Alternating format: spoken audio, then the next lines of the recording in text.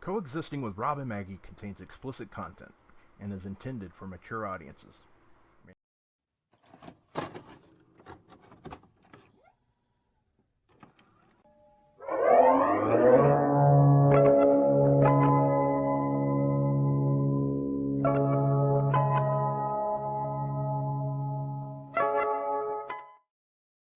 Oh my God. What a great way to start the show. Hi, hello everyone. Welcome to the first episode of Coast to Coast. Hello. Who is this? Hi. Hello. Who am I? Who are you? I'm JPJ. Who are you? I am JPJ, and I'm excited to be here. This is JPJ. My name is Auntie Collins. Where are our names? I think you have to. Yeah, if you go, yeah, there's a little button to click. I think there we go. Look at that. Bam. Beauty. What a thing of beauty.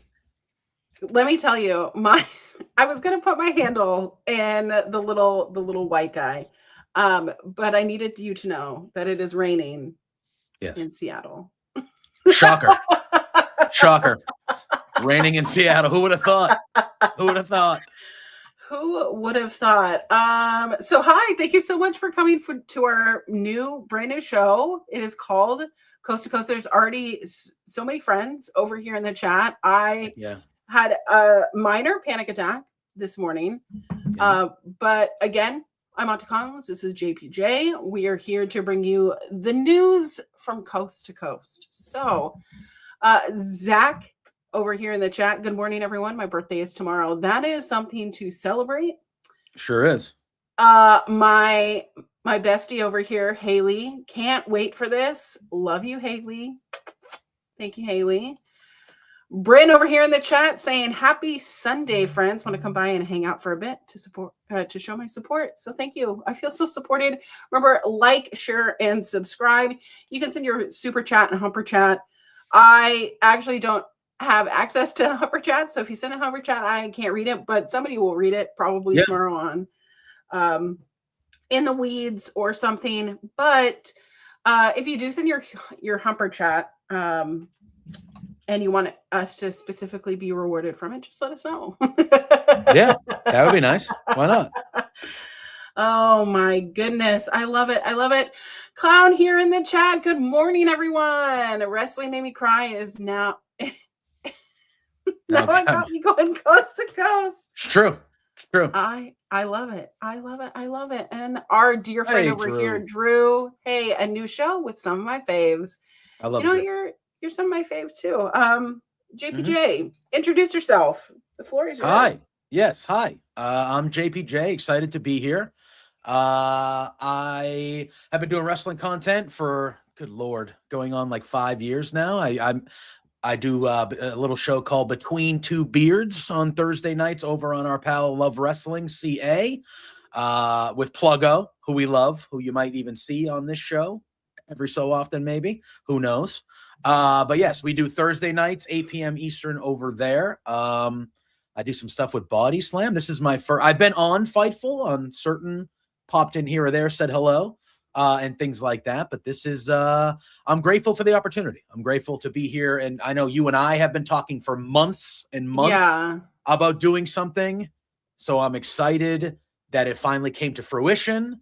And the opportunity here, I've known Jeremy, Joel, Sean, Kate. I've known a lot of people here for a long time. So I'm very grateful to be here on this platform and be here with you. And I think some of the ideas that we've already talked about are exciting and fun. And I'm excited to kind of show everyone kind of what we're cooking a little bit. I'm very excited to be here. So I'm very excited for you to be here because I can't believe that you haven't been here yet. So sometimes the sweet stuff takes a while, But if you recognize my face, if you recognize my name, my laugh, whatever, hi, I'm Auntie Collins. You might know me from Wrestling Made Me Cry, or even a guest over at Tag Talk. My gosh, that's so long ago.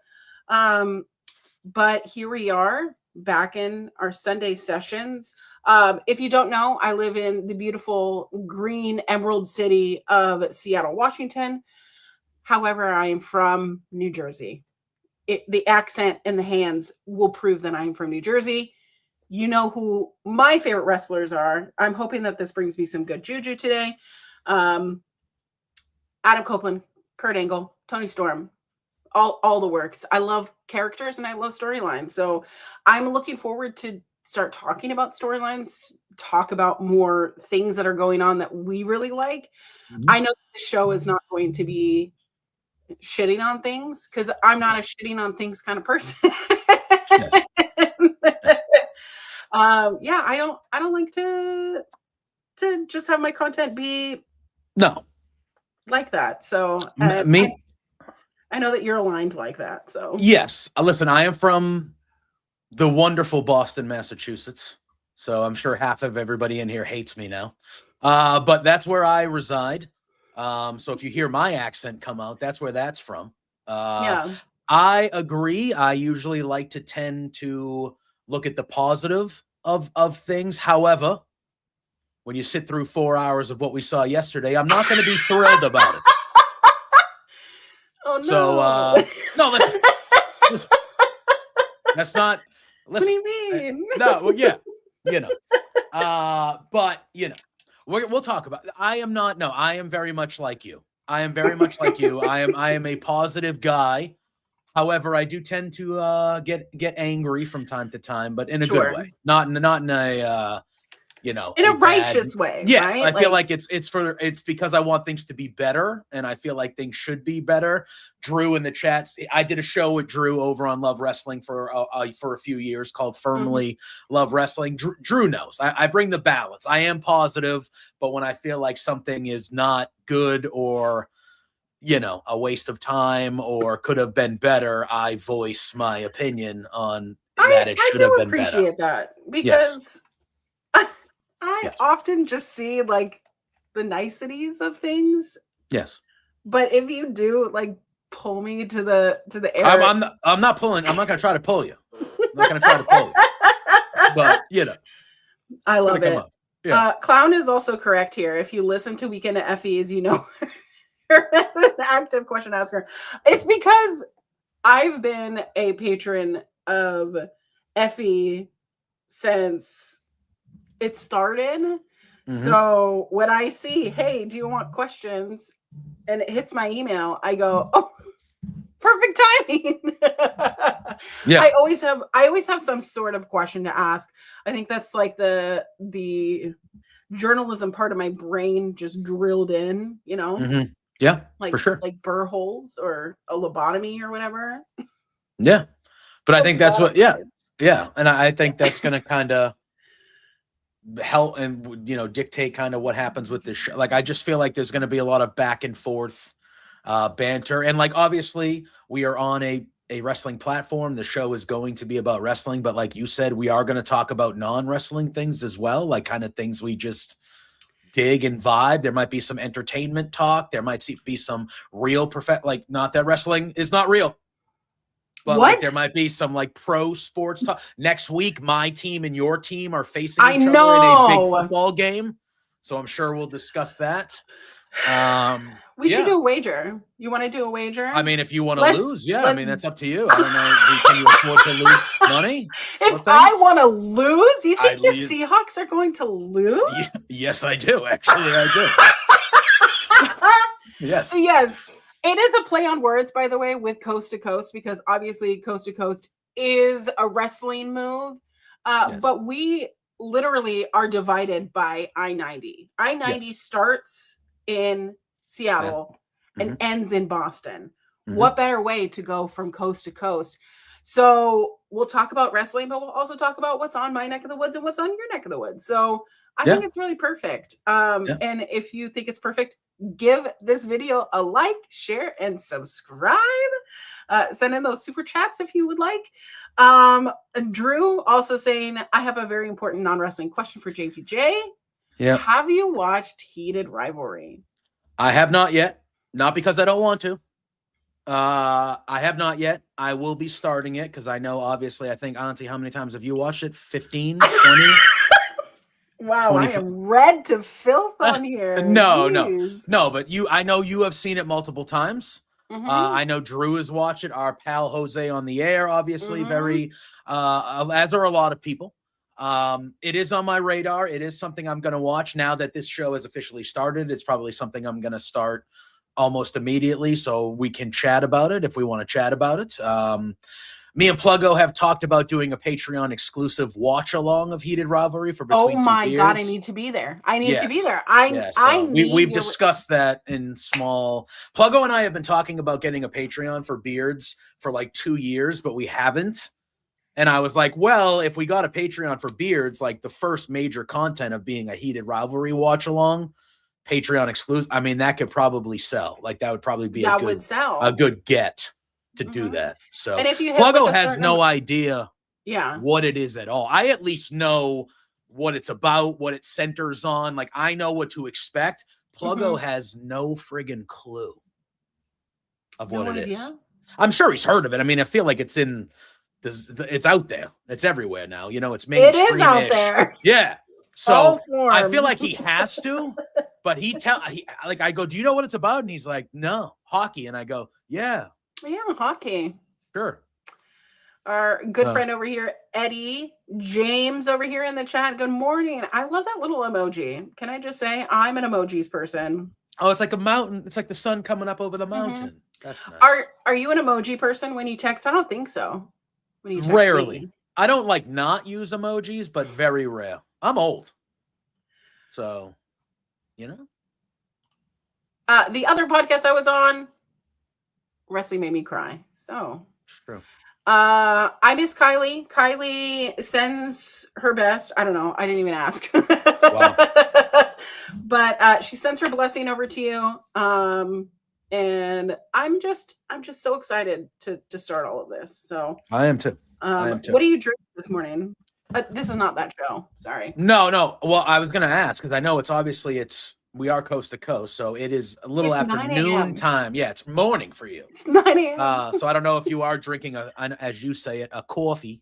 I was I was thinking about making a coffee. However, I already had. Go ahead. So I told you that I was having a panic attack. I was having a panic attack this morning because my ring light went out last night in the middle of our stream. Of course. And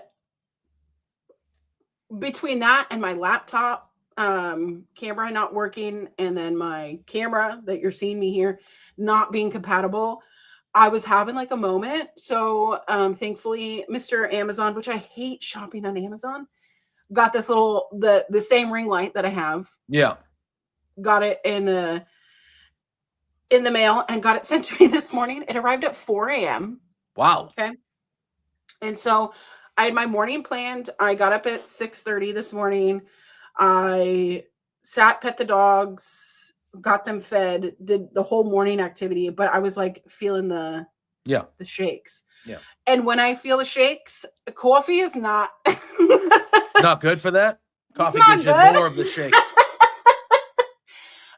So I decided to go on a walk. And you got caught in torrential downpour. That is why it says it's raining in Seattle, because it was like it's not even raining right now. Yeah. And I'm over here like I was gonna wear this like little cozy set, like be like, hey, we're just having a kiki, having a good time. Yeah. It literally was just the heavens opened and all this rain just dumped on me. That's fair. So I was soaked.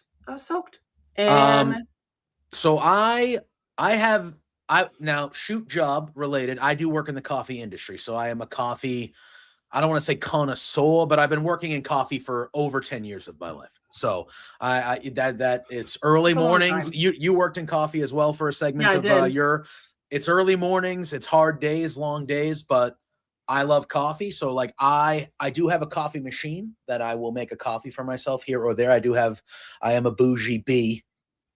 And I do have a nice espresso. Yeah, I know I can say it, but it's my first show here. I don't know. I don't want to just, but yeah, I'm bougie. So I do have a fancy little espresso machine out there. But I actually went out for my coffee and breakfast this morning, and I had myself a large iced maple pancake latte. That's right. It's 4 degrees out there, and you're Yeah, having an iced coffee. You know, New England, we don't care. Yeah, you don't care. That's I fine. went to work earlier this week, and when it was 0 out. It was 0 out. And when I got to work, first thing I did was I turned on the fireplace where I work so it got warm, and I poured myself a iced beverage. That's what I did. So, All right. If you're in the chat right now, tell me, do you drink iced coffee? Do you drink iced tea during the winter time? Tell us right now, because I need to settle this debate. Okay. I think it's a very regional based thing. Like I work in New England. I work at a coffee shop. I would say it's been like 10 straight days. Like today, right now, it's 16 degrees out, and that's the highest temperature it's been in 10 days in this area. So, but I will tell you about this week with it being extra cold, I would still say 75 to 80% of the clientele that walked into my shop got iced beverages. I just think it's a regional based thing. I don't know if you can read this. Yeah, that would feel like summer. That would feel like summer right now. Yeah. 46 degrees. Still cold. Yeah. But as you can tell, it's raining. Yeah. Yeah.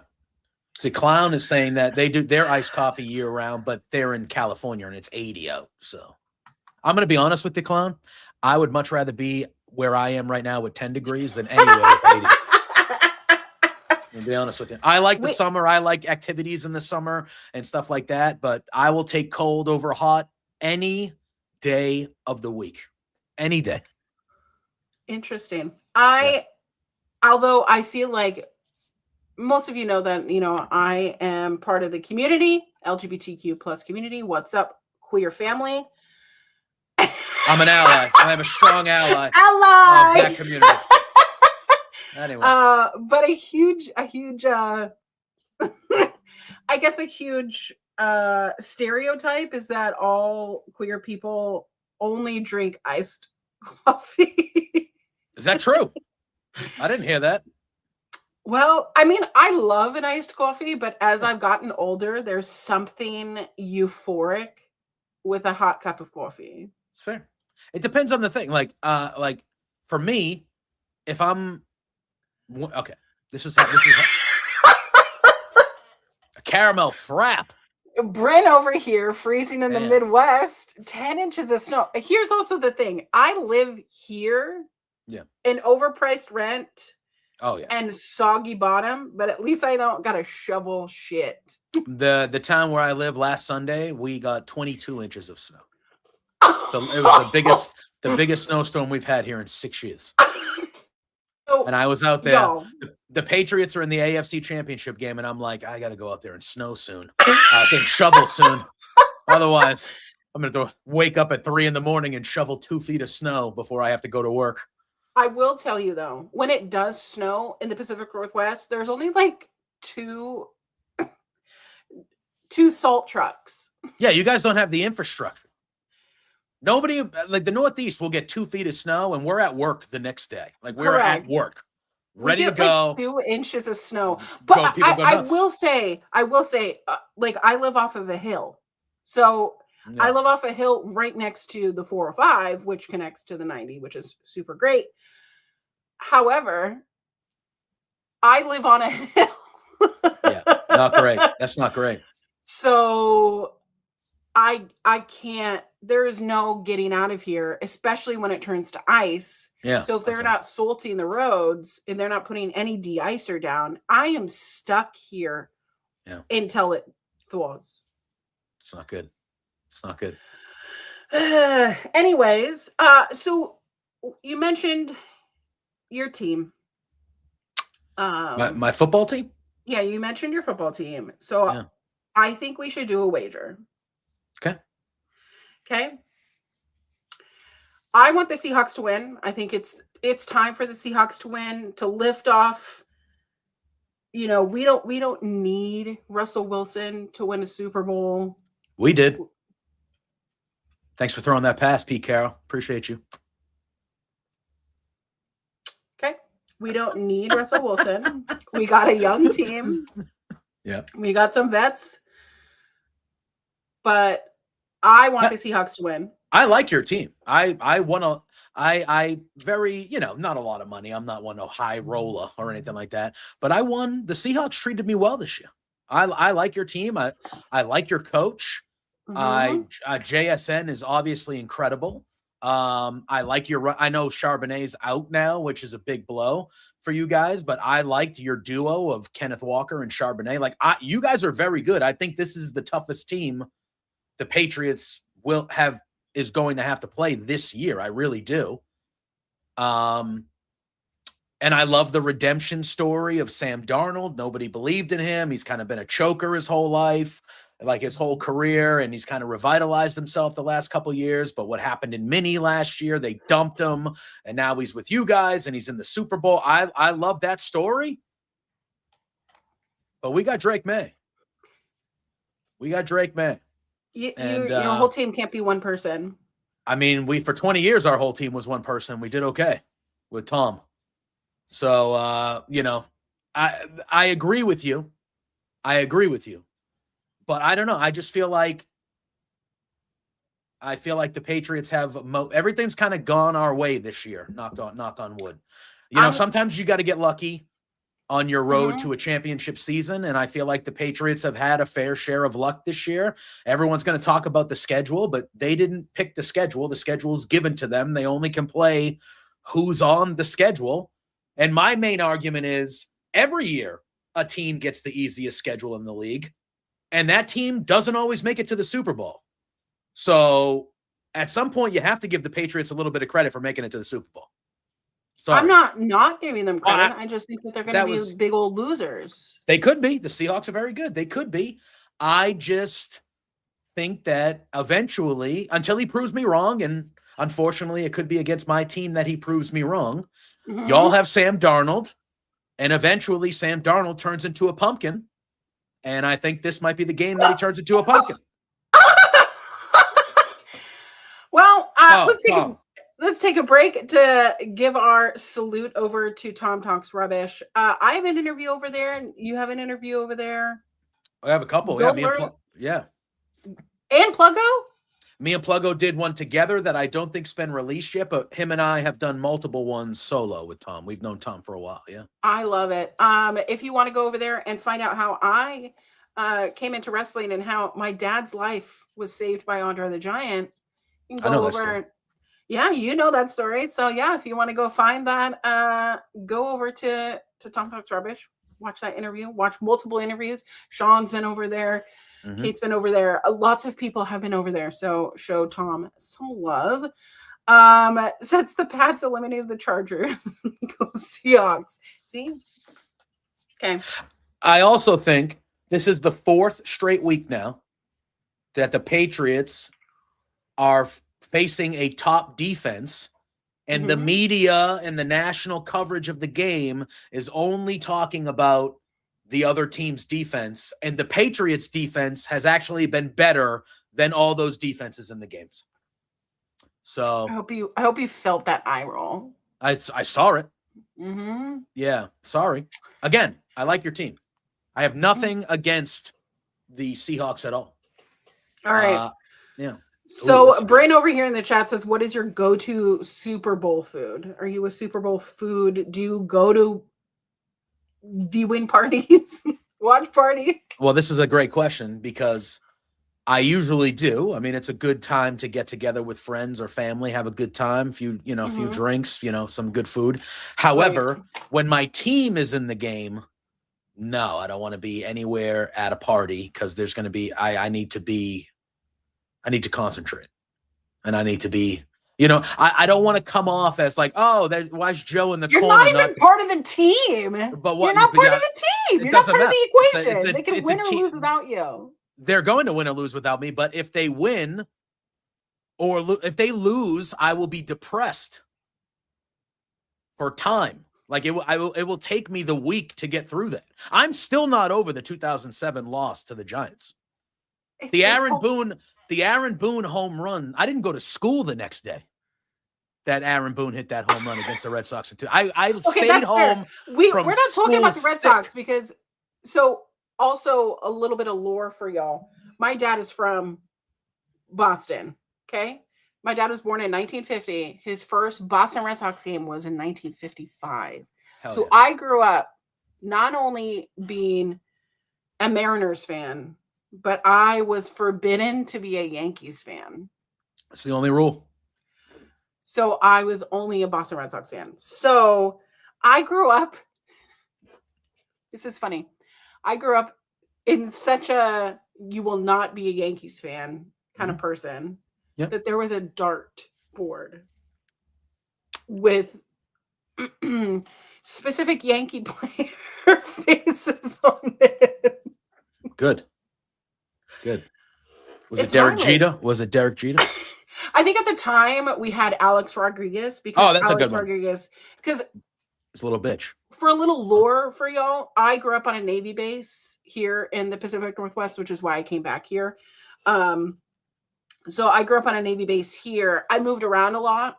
But when I was old enough to make a choice if I wanted to stay in Washington or go back to my family in New Jersey, I went back with my family in New Jersey, went to school in New York City. So it's the thing of, I wanted to leave here, you know, I wanted to not be near a Navy base, you know, kind of things. But I just find it to be so funny because when I would tell people like, oh, I'm a Boston Red Sox fan. They'd be like, why? They'd be like, did you just tell us you're the Antichrist? Like, what is happening? Well, take it easy. Let's take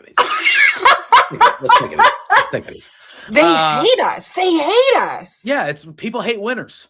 People hate winners. Whoa. We weren't winners until 2004. We had a very long losing streak because of the curse of the Bambino here. We sure did. But no, but like, yeah, and I get it. Like, I am one, but listen, people that grow up in Boston, if you grow up in a sports family in Boston, it is different than you know, and there's passionate sports fans everywhere. New York, Philly, Chicago, Seattle, everywhere has passionate sports fans. Okay. But I don't think people outside of the New England, Boston area understand the passion that comes with, like, if you grow up in a sports family in Boston, they are your family. Like that's in your blood. Like that is right. It's part of, like, if the this version of the Patriots, this is early. I don't think they were supposed to be this good until like next year or the year. Like this is early. Sure. But yeah, like if they lose, I'm going to be genuinely upset for days. If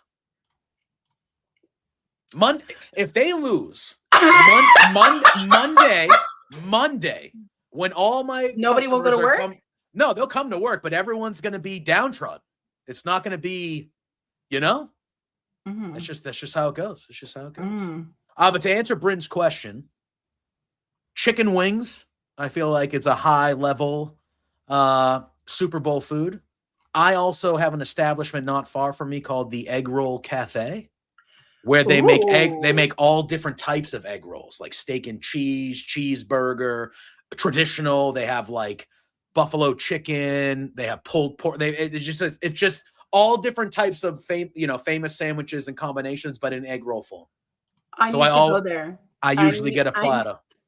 I usually get an egg roll platter. They have boba tea, so I'll use that as an excuse to get a nice little boba tea while I'm there. We talked about boba. We did. And I'm into a boba. I like tapioca, but to answer your question, Bryn, I've been invited to two different watch parties. I don't want to be away from my dogs that long.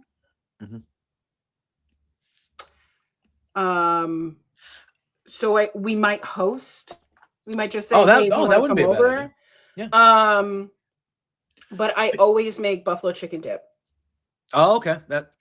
You get that crock pot going. It's either that or chili, depending on the weather. Can I tell you? I am not a buffalo chicken guy at all. I do not like buffalo chicken. I am, I understand I'm in the minority there. It's a popular thing. I get it. I'm one of the weirdos there. I get it. However, I will devour a buffalo chicken dip. I make it like extra creamy too, so I put like an extra block. Just pour it on me. That's all I need. Because it's like cream cheese base. It's like cheese base. You also put like cheddar cheese in there. So what I do is I put it in the crock pot. Yeah. But I Low and also slow.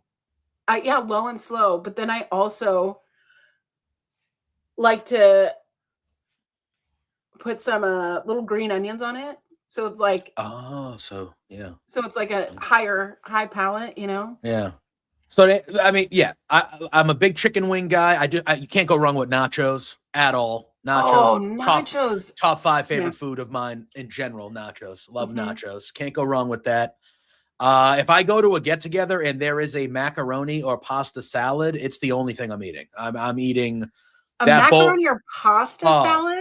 If I go to a cookout and there's a pasta salad, thing. I don't need to eat anything else. I will literally, that bowl should just have my name on it. And then that'll be that. But usually I go to a Super Bowl party. I like going to Super Bowl parties, but when my team is involved, I tend to not, because people know, I'm kind of like, I'm boisterous. I'm known to have a certain, demeanor that comes with me. But if I go to a Super Bowl party next Sunday, I'm sitting on the couch quietly focused on the game. Like, don't look at me. Don't look at me. Don't talk to me. I'm in it. And I don't want people to be like, oh, Joe's being, and I'm like, yeah, because I'm focused on my team losing this game. We need to come back we're down 10 here. Get away from me. Why are you over there talking and drinking?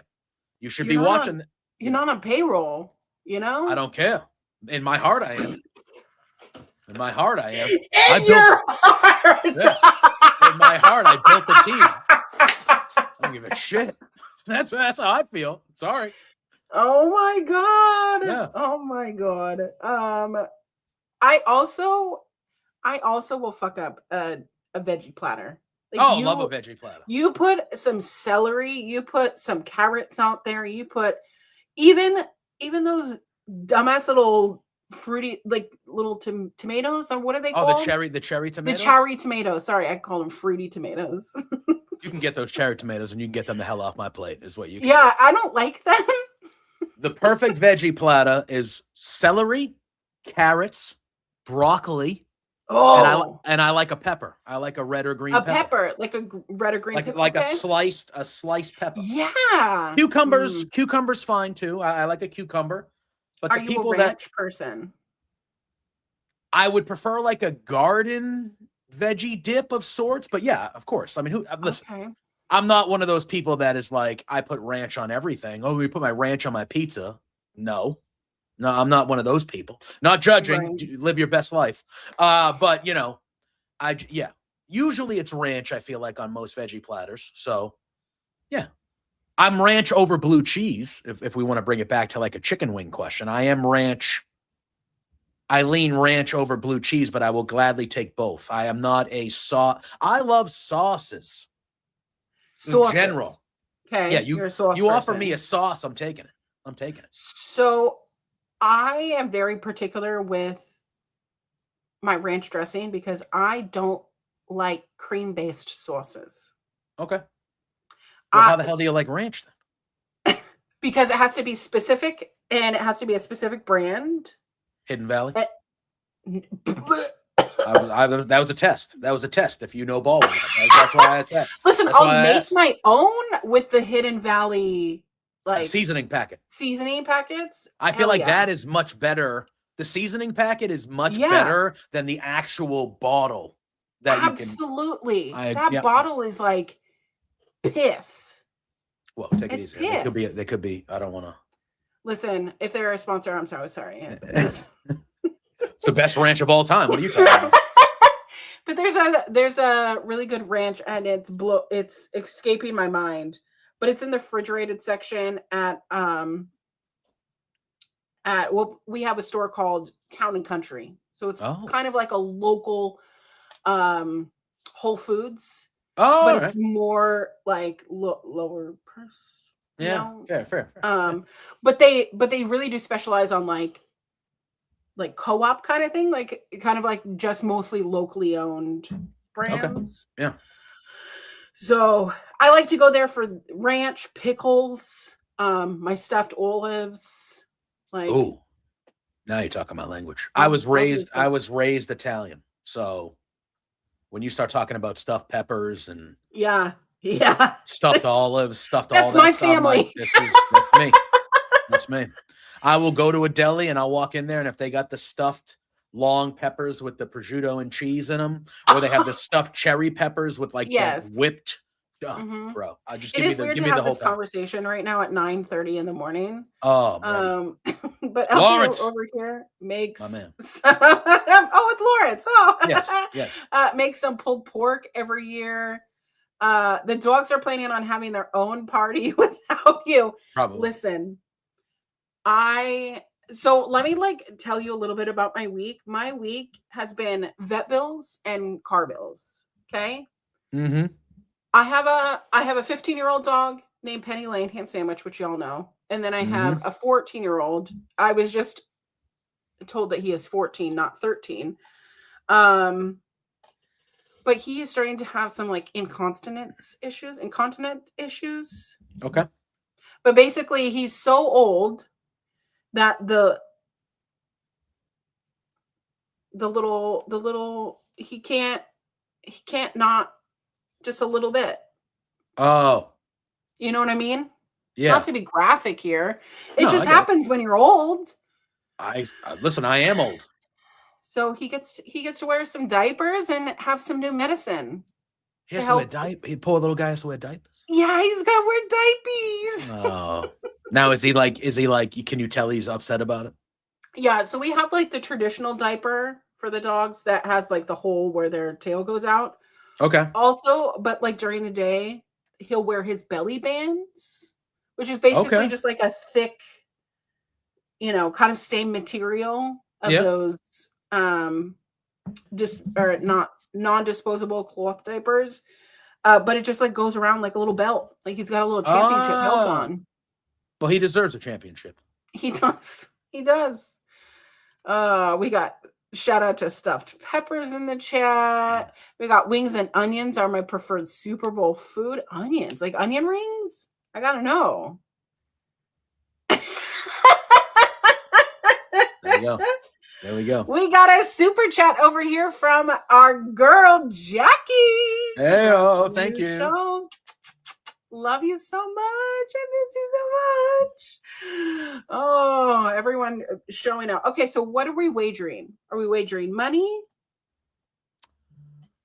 I mean, I'm down to. I don't know if you have any other ideas besides money, but I'm down to wager whatever. Because but when we're here next Sunday, it'll be before the Super Bowl. Okay, so let's. So do we want to think about the wager, and then next Sunday we do the wager? Okay. Because I'm all for a money wager. That's fine. Yeah, I'm okay with that. But if we wanted to do something different, we'd have to, the next week. Someone has to wear something. I was going to say, you have to come on wearing a Patriots hat when they inevitably win and the earth gets back to normal. What? Yeah. Why fuck me for? I have no ill will against for the Seahawks at all. I just think, the world's a crazy place right now. We need some normalcy, and the Patriots winning Super Bowls is normalcy. Okay, the loser has to wear the winning team's shirt. Yeah, we can do something like that, or wear a hat, or that is basically a money wager because I'm going to have to go out and buy Seahawks crap. Yeah, because I would have to. I don't mean crap as in the team's crap, but you know what I mean. I have to buy a shirt or a hat that I'm going to wear once for an hour and then donate. I'm not going to keep it. Right, Jackie? It is too far. What is too far? Calling it crap. I don't mean, you know what I mean. You know what I mean. I've been saying, you know what I mean. I know what you mean. Yeah. I know what you mean. Listen, okay. I got no issue with the Seahawks, but you're losing. It is what it is. Okay. Rude. See, here's my thing. Everyone still hates the Patriots. Everyone still hates the Patriots. Finally, your thing. Yeah, everyone still hates the Patriots. Okay. But this iteration of the Patriots is very likable. Drake May is very likable. Mike Vrabel is very likable. They're underdogs. But because they're the Patriots, everybody just hates the Patriots. And so it's very bizarre to me. It's not like I'm shocked by it.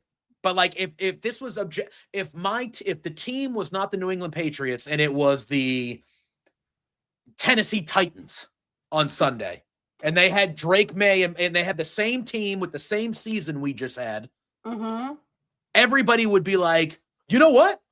I kind of like this Titans team. They're underdogs. They've been playing hard all year. Nobody's been giving them, I mean, the owner's not trash. He's one of the greatest owners in the history of the sport. Diggs, I'll give you if certain allegations come true. Get him off my team. Get him off my team. Okay. But the owner, think about it, marinate it. If y'all want to send us ideas here, did you see what Bryn said? Maybe as an idea. Maybe the losers have to have the winning team logo. Oh my! So like God. we'd have to have a fake background behind us of like I would have to have a Seahawks background basically. And oh my God, that's okay. Well, what's worse, doing that or having to go buy a Patriots hat or shirt? I think I would be mortified if I had to buy a Patriots anything. Okay. Well, we got a week to think about it. We have a week to think about it. Another component of this show, not only just sports talk, is if you notice in the logo, it's in a very Bravo shaped talking bubble. Jose is over here. This was no hat. Now, I did not have an attack about this. I have been ready and feeling good about but the one thing I was nervous about all week was I don't see anybody on Fightful ever wearing hats when they're live. And I am a 99.9% hat wearer. When I wear hats more like when I'm out in public, I'll go by the day, how I'm feeling. But when I'm on air doing content anywhere, I'm like 99.9% hat. But I noticed that I don't really see a ton of people wearing hats when they're live on this platform. So I see Rob is one of the few that does. Yes, Rob. Sometimes Phil Lindsay or maybe Reg will have a hat on, but I don't see it in general. So I was like, you know what? Debut show, gonna do that. I like that you spiffed up for us, Of course. It was my debut show, new show, excited to be here. I'm like, you know what? There will be weeks you see me here wearing a hat. There will be weeks for sure. Like you are gonna get that. But see, people love Seattle here. Eddie. It is on my short list of it is on my short list of cities I've never been to that I need to go to. I have not. You mentioned how you were a Mariners and Red Sox fans. My second favorite team growing up was the Seattle Mariners because of Ken Griffey Jr. My favorite player of all time. The coolest baseball player to ever live. If you, it's not going to be this room, obviously, because I'm moving. So we'll have a spare room, and we'll be within walking distance of the link, which is the train system here. So isn't that the nickname of this football stadium too? Is the link? No, that's in Philly. Do they call? Is that Phil? They call it the Clink. I don't know. It's called Lumen Field. It's been called Seahawks Stadium. It's had many, many different names. Yeah. That's another because it used to be owned by CenturyLink. That's why it was called the Clink, because it was owned but Philly is Lincoln Financial Field, so they call Philly the Link. But I don't want to talk about the Eagles because they're disgusting. But one last thing of football before we move on. Another reason why I think the Patriots are a favorite is your team. The two playoff games that they had to play to get to the Super Bowl, they played teams in their own division. So you played teams you were very familiar with. It was the third time you were playing them. You guys played great, and obviously you deserve to be there, but you didn't play anybody new. You played very familiar opponents. Now you're playing somebody new. And I feel like that actually is an advantage for us. Interesting. I am one of those people that say we and us and we because I am a member of the team. So if you don't like it, I don't care. Anyway. I can't relate. How can you not love Seattle when it gave us Alice in Chains? Love Alice in Chains. Soundgarden, Pearl Jam. Yeah. Lots of great grunge music here. It's also where I fell in love with screamo music. That is my go-to. My go-to is screamo. That's another thing we could talk about a lot on the show if we really wanted I can't to. wait. I can't wait. Yeah. I can't wait. I'm about to go to my 22nd Emery show here in a couple weeks. Good for them. Still kicking. I see the framed photo on the wall. It doesn't feel right. So were they your top? Were they your favorite of the bunch? Emery has always been close to my heart, mostly because the one album, the Questions album, which is their biggest album, it answers the question of where were you when and then every title of the song goes with something. You know, I love a fucking storyline. You give me a fucking storyline and I'm going to love it. Yeah. That's why I love the Devil Wears Prada, because every album has some sort of fucking storyline. And I always love to get the actual CD with the booklets inside, because I am that kind of child.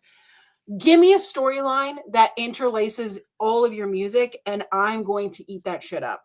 So, but Emery was my favorite band because they were the most accessible to me, because Tooth and Nail Records was in Seattle. Yeah, based so when your home base of your record label is here, they're playing my school gymnasium multiple times. Yeah, my school gymnasium. They played in Tacoma all the time, which I went down to Tacoma, which is where Swerve is from. They played so many different venues in Seattle. So like they were just in Seattle. Every Warp tour they were on, they were always local to me. So they feel like a very local band to me. Okay. So I love those guys. I love every one of their albums. It has always marked something specific in my life that has happened. They're technically a religious Christian band. Look at a good amount of those bands. So my parents were okay with me listening to them. So between Emery and Under Oath, but I had a falling out with Under Oath. Okay. Under Oath, one of my favorites. Under they're Oath, only chasing safety and Define the Great Line, two of the all-time great Screamo albums and post-heart, whatever you want to call it. Two of the all-time greats right there. Yeah, absolutely. And those albums are coming up on 20 years and 25 years old. I think it was right before, or it might have been, a couple within the last, 6 to 8 years, they did that tour where they were playing them back to back. And I went to the Boston show, and it was incredible.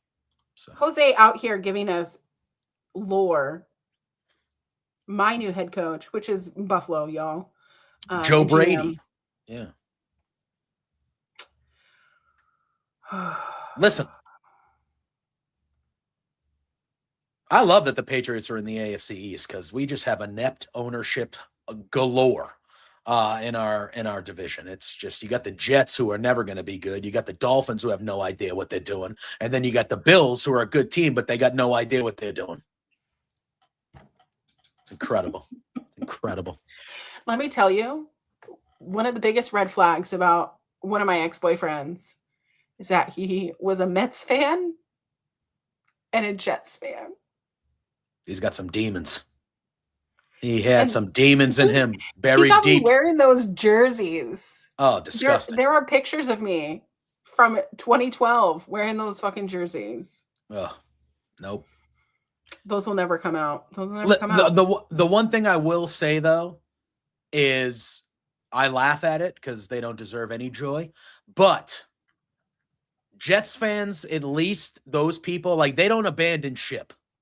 Like they have been Jets fans their whole lives. They have been Jets fans their whole lives and dealt with a whole lot of shit, and they don't leave. They're like, "This is what we what we were born into. This is it." And I actually respect that, even though I hope that lasts your whole lives. Your whole lives. I don't want any good for you ever, because the Jets suck. Okay. Well, as I mentioned, part of our logo is very akin to Bravo, and I needed your input on a couple Bravo things. So if you are a Bravo person, lean in, because we have a lot to talk about. Are you familiar with reality television as a whole? I am familiar about like what it is and all that fun stuff, but I do not watch any. So these stories you're going to tell me, I assume are going to be pretty wild and rock my world. So one of them I told you yesterday was Yes. regarding Summer House people. Okay, I don't have pictures for you. You can go out there and look.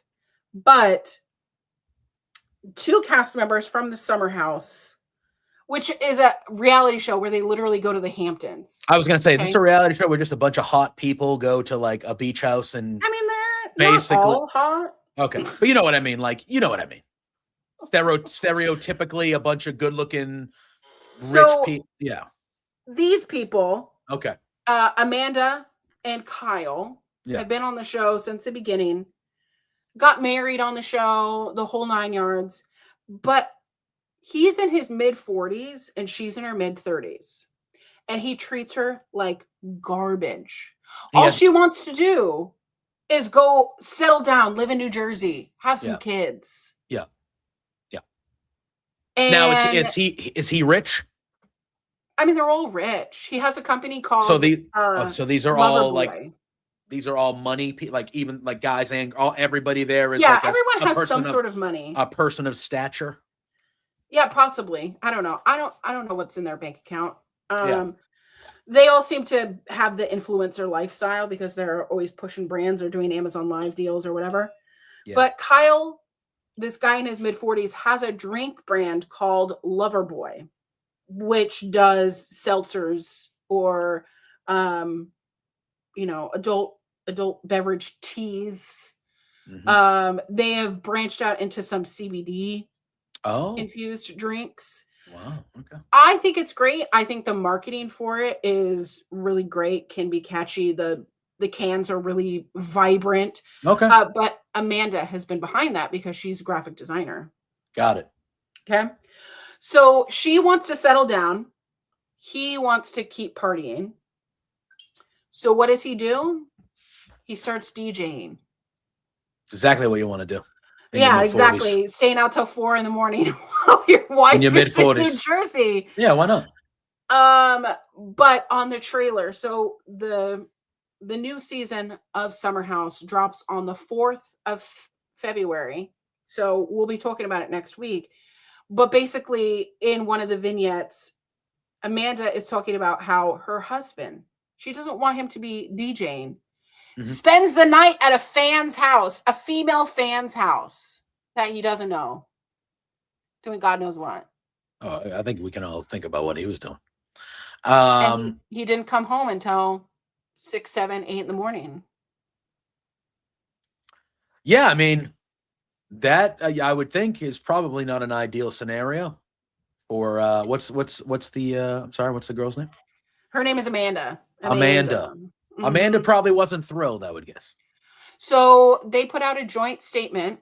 It says, after much reflection, we've mutually and amicably decided to part ways as a couple. And they're married. They're married. So that's not just you're getting a divorce. Like, that's not. They're getting divorced, but not only that, she has a stake in his fucking company. She had to sign they had to do a prenup. I think that the prenup contains that she doesn't take on any of the company debt. Yeah, it would have to be. It would have to be. But yeah, they want privacy and all the things. But yeah, can we have privacy while we film our TV show? Can you guys respect our privacy while we go through this and film our TV show on the Bravo network? Give me a break.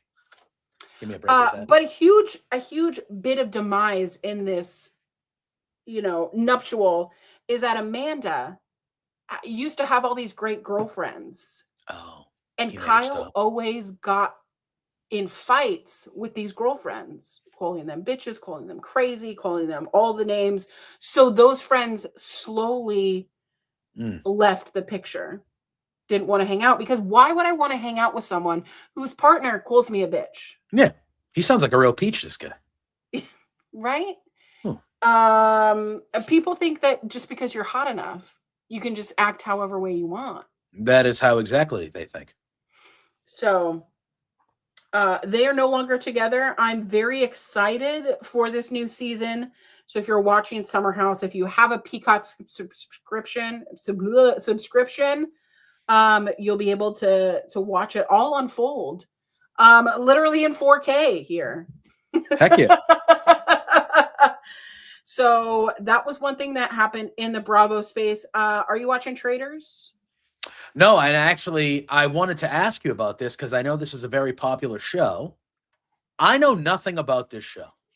You know nothing about Traders? Not a damn thing. Not a damn thing. Where's Jose? Jose, we need to get JPJ on the train. We got to watch the show with you. Yeah. Yeah. I know there's celebrities on it. Yes. The celebrity-based show. The US version has celebrities on it, whereas like other countries have like real regular people on it, which I think that is better and strategic, because what if you go on these shows and you already know who the celebrities are? So do you watch mainly the non-US one? Or do you watch every? I've only watched one UK version. Okay. And you don't need to watch any of the before seasons to understand what's going on during the current season.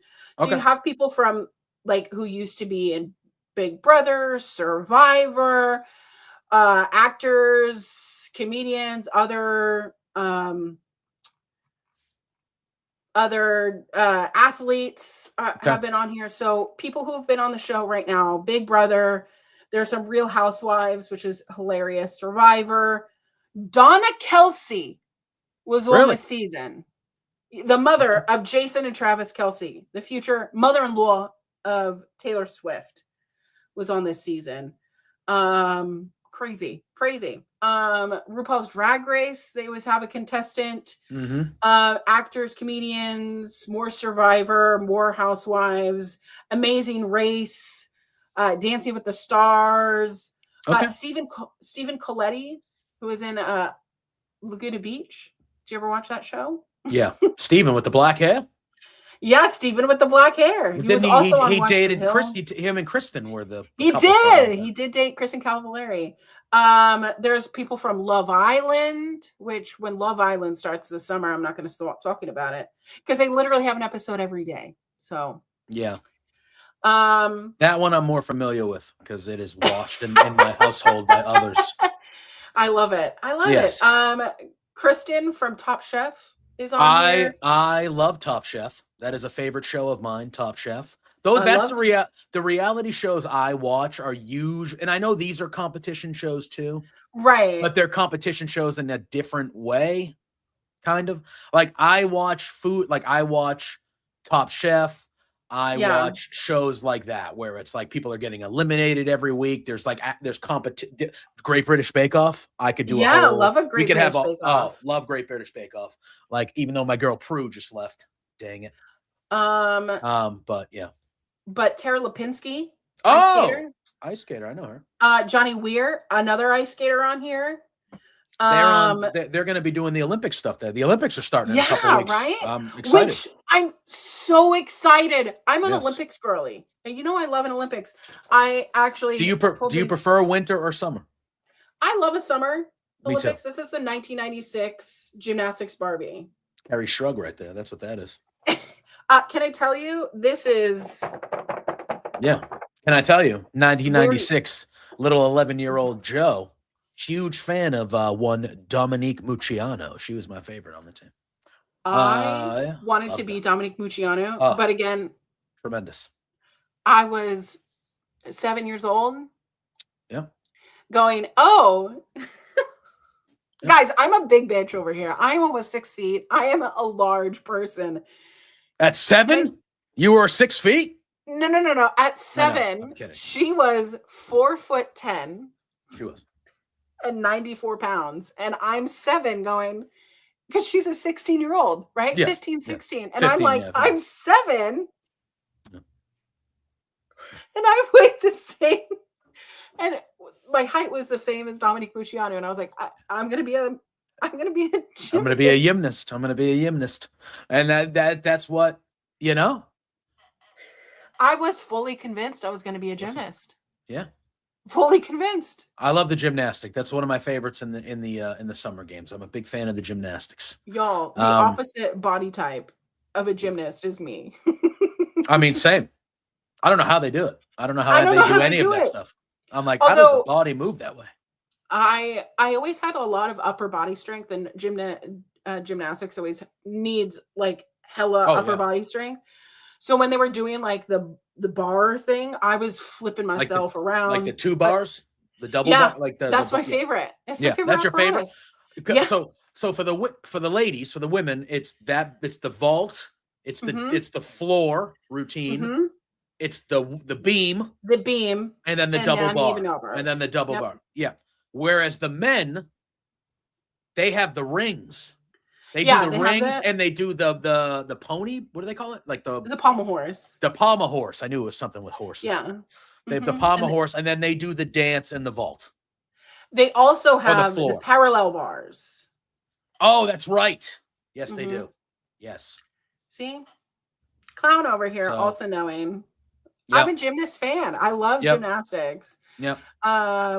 I'll tell you what, though, I do love the Winter Olympics. The hockey, obviously, I'm a sucker for. I love the hockey. I love curling. Curling. Oh, curling. It's like shuffleboard on ice. I feel like right now I could be an Olympic athlete if I was a curler. And that's really why I mean, I could walk on and I feel like I could compete for a spot on the team. You'd say that, but I think they're so good. They are. Give me a couple months and I'll be competing. I'll be competing. I love a good bobsled competition. I love a bobsled. I love a ski snowboarding. I like the snowboarding. I like the ski slalom. I like the big jump. Yes. You know, I just love seeing it. I actually recently watched a really sad YouTube because I was like, have people ever died at the Olympics? Yeah. Of course. Yeah, of course. Especially early on when they probably didn't a lot. Yeah, probably a lot. Yeah. It's crazy. I had no idea. I thought you were gonna like go ahead. Sorry. Very graphic on I thought you were gonna say I just watched Cool Runnings. And I was gonna say good. I love Cool Runnings. Damn right. One of the great movies of our time. See, if I was going to have a Patreon and I would do a watch along, we would just do movie watch alongs. Sign me up. You tell me. you tell me. Because it would just be me stimming in the movie. You know, if you draw a line down the middle of your head. Feel the rhythm. Feel the ride. It's bobsled time, you know? Cool Runnings. That is based on a true story, by the way. Yeah. And that is one of, it might be the last, but it's one of, if not the last John Candy movie before he unfortunately passed away. But yeah, Cool Runnings. That was a movie of my childhood. I love that movie. Sanka, you dead? Yeah, I'm dead. But like, yeah, it's just a great movie. It's a great movie.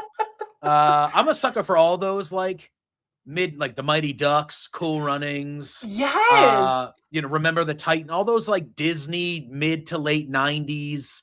The Rookie. Yeah. The Rookie's a good one. Oh. We could talk about sports movies. I mean, these are all sports movies I'm saying, but I was a sucker for all those I loved movies. An Angel in the Outfield. Oh, tremendous. Little Big League, The Sandlot. The Sandlot is my favorite movie of all time. So. And you know what I love is like, because of the nostalgia that's coming back with a lot of these movies, is that a lot of these cast people who are either still acting or still doing whatever are still around and they can hang out. Yeah, and do 100%. Whatever although now I feel really old. Well, I feel like the 90s are very in now. Like 90s culture is kind of getting in my opinion, the respect it deserves. I do feel like the 90s are one of the best decades of all time. It makes sense. And I feel like now, I think once you get to 30 years, people start talking about decade. Like, you know what I mean? Like, I feel like when in the 2020s, the 80s were kind of, ooh, it's cool. And, let's get some music with synths like the 80s and do all. And now I feel like we're in the 2020. So like that 30-year buffer is the 90s. And I feel like the 90s now are getting its time in the sun. of Absolutely. like, you know what I mean? So I feel like it's that 30, like in 2030s, we're going to be talking about the aughts. We're going to be talking about the 2000s. Aughts. The aughts. Is that what they call them? Is that what they call them? Well, if you didn't know, I also have a podcast called the Peak Millennials Podcast, and we just talk about all these things. So Yes. it's kind of it's really nostalgic to talk about things of your childhood, and not just like wrestling things of my childhood. Things that are like pop culture-y. Yeah, you know. I was gonna say we haven't talked about a lick of wrestling today. I'm happy baggy pants are back and skinny jeans are gone. Listen, I loved a skinny jean because it just kept that caboose train right in there. As a scene kid that went to a lot of shows, I loved a skinny jean too, even though I wasn't wearing them. Mm-hmm. And as someone who also gets overstimulated by the bottom of your pants having that little lick of moisture, oh, you mean the like back of your drags jeans on the ground, and then it hits your Achilles just right, and you're like, oh, it's damp. It's damp there. No. Yeah. No. That's fair. But speaking of something Roman happened Reigns. last night. No, I'm just kidding. Something happened last night. So last night was WWE Royal Rumble, which I keep saying Royal Rumble for some reason. The Royal Rumble might have been more entertaining than this lump of shit we had to say, yesterday. So we had a very interesting choice of winners. We have Liv Morgan winning for the women's, which I think was a little bit more predictable. They were actually technically both Roman and Liv were the betting favorites going into yesterday.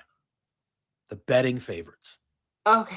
So I'm a storyline girly, right? The storyline I feel was Liv Morgan has always been bridesmaid, never the bride, right? Mm-hmm. Has always been second to everybody else. She's been the one to hold up literally what the pillars are right now in the women's division, and had never gotten the cake herself, right?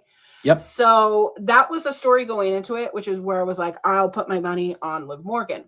Yep. Men's, I was a little bit more unsure, and I put my eggs in Braun Breaker's little basket. You want to write a book on how to kill momentum? Just take a look at WWE's television booking of Braun Breaker from about 6 to 8 weeks ago till now, because they've absolutely murdered that man. That was crap yesterday. I don't understand, because I will tell you, I am a casual WWE watcher. I am not a faithful week to week. Drew over here. Drew. I mean, Braun's basket ain't little. You see that thing. You do see that thing. Okay. Unfortunately, though, the story that they have been telling is, look at all these new guys. Yeah. Look at all these new guys. And what did they do to all these new guys? Look at Obafemi had a good run in that Rumble. Why was he eliminated by Brock Lesnar? Only for Brock Lesnar, who I don't need to see, but only for Brock Lesnar to get eliminated during Jey Uso's entrance in the most nonchalant elimination. If you're doing that, why don't you just have Oba eliminate Brock? And not only was Brock just eliminated during that, he was eliminated by Cody Rhodes and LA Knight. Who gives a shit? My thing was, even if Braun Breaker wasn't going to win the Rumble, he comes out at number 2, and it's like, okay, this is After Obafemi. They said that he was going to be number 1 literally the night before. Yeah, so they make a change. Obafemi comes out, and it's like, oh, all right, he's coming out first. That's cool. All right, Obafemi. Then Braun comes out, and these two guys are the future of your main event scene for the next 10 to 15 years. These guys, mid to early 20s, studs. Like, these are two of your next guys. And it's like, okay, cool. We're going to have at least 2 minutes with them one-on-one, the face-to-face, the crowd was kind of whatever. Cause but like, it's going to be exciting. Mm-hmm. And then, guess what? For the 9th time in the last 8 months, we have a hooded figure show up. I might as well start wearing a hood. Might as well. I'm surprised they just didn't have half the Royal Rumble participants wear hoods. Right. Because this seems to be the thing now. We get a hooded guy come out, attacks Braun in the rampway, entranceway, before he even gets to the ring. Before the bell has even rung, y'all. And then Braun gets in there, and he's immediately eliminated by Obafemi. So you don't even give me the Oba and Braun thing that I think with either of those guys not winning the Rumble, probably if you gave them a proper 2 minutes there where they're actually going at each other and doing some cool stuff, I think most of us would have been okay with that. 10 seconds. Ridiculous. 10 seconds in the Rumble. Ridiculous. I'm sorry. It is. What's the end game for Braun? Like, what's the end game for Braun? So what? He's going to feud with this masked man who I think is Logan Paul, by the way? It's been Logan Paul. I mean, it looked very mimicked to Seth Rollins. And after looking at it, I don't think it's Seth Rollins. Yeah. However, Logan Paul would be a good option. Mm-hmm. Also, people kept noticing the hands. What if it's like Ricky Saints? And this is how he comes up to the main roster. This is how you want him to come up to the main. If it's an NXT talent of any regard, this is how you want him to come up. And there are better ways. Yeah, Ricky Saints should have been in the Rumble. You want my honest opinion? Absolutely. But like, I just don't understand how Braun Breaker comes out of what we saw yesterday looking good at all. Right. Even if you're going to tell me, well, he got attacked, and that's why it does not. It doesn't matter. It just they're the ones writing the story, and it's really bad. We did get a really great showing of Trick Williams. There was a moment where it was Trick, Oba, and Javon Evans, which is also a story that they've been telling of. Look at this young talent. And people were eating that shit up. Oh, they were chanting NXT. Yeah. They were chanting NXT. And I love a young guy getting his come-ups. Like, I've been a huge Obafemi fan. Oh, yeah. Because I love a big boy. You give me a big boy, and I am going to eat that shit up. Okay? Been loving Trick Williams. Been loving Javon Evans. I have been going ham online, going, what do you mean this guy's only 21? What do you mean this guy is all this talent? Yep. It's insane. It's insane to me. And they have your final four.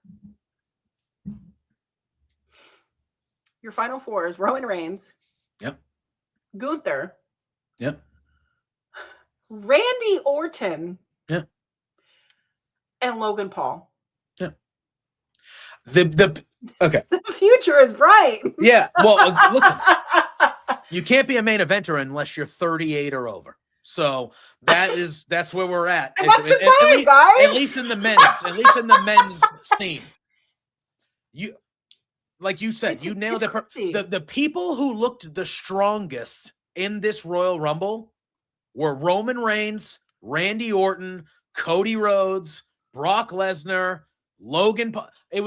And Logan's not as old as those other guys, but he's established. He's been established for 3 or 4 years, since he's been there now. Right. Like, he's not a new guy. All right. So, like, you have this youth, you have these guys that are there, and it's like, okay, if you don't want them to win, fine.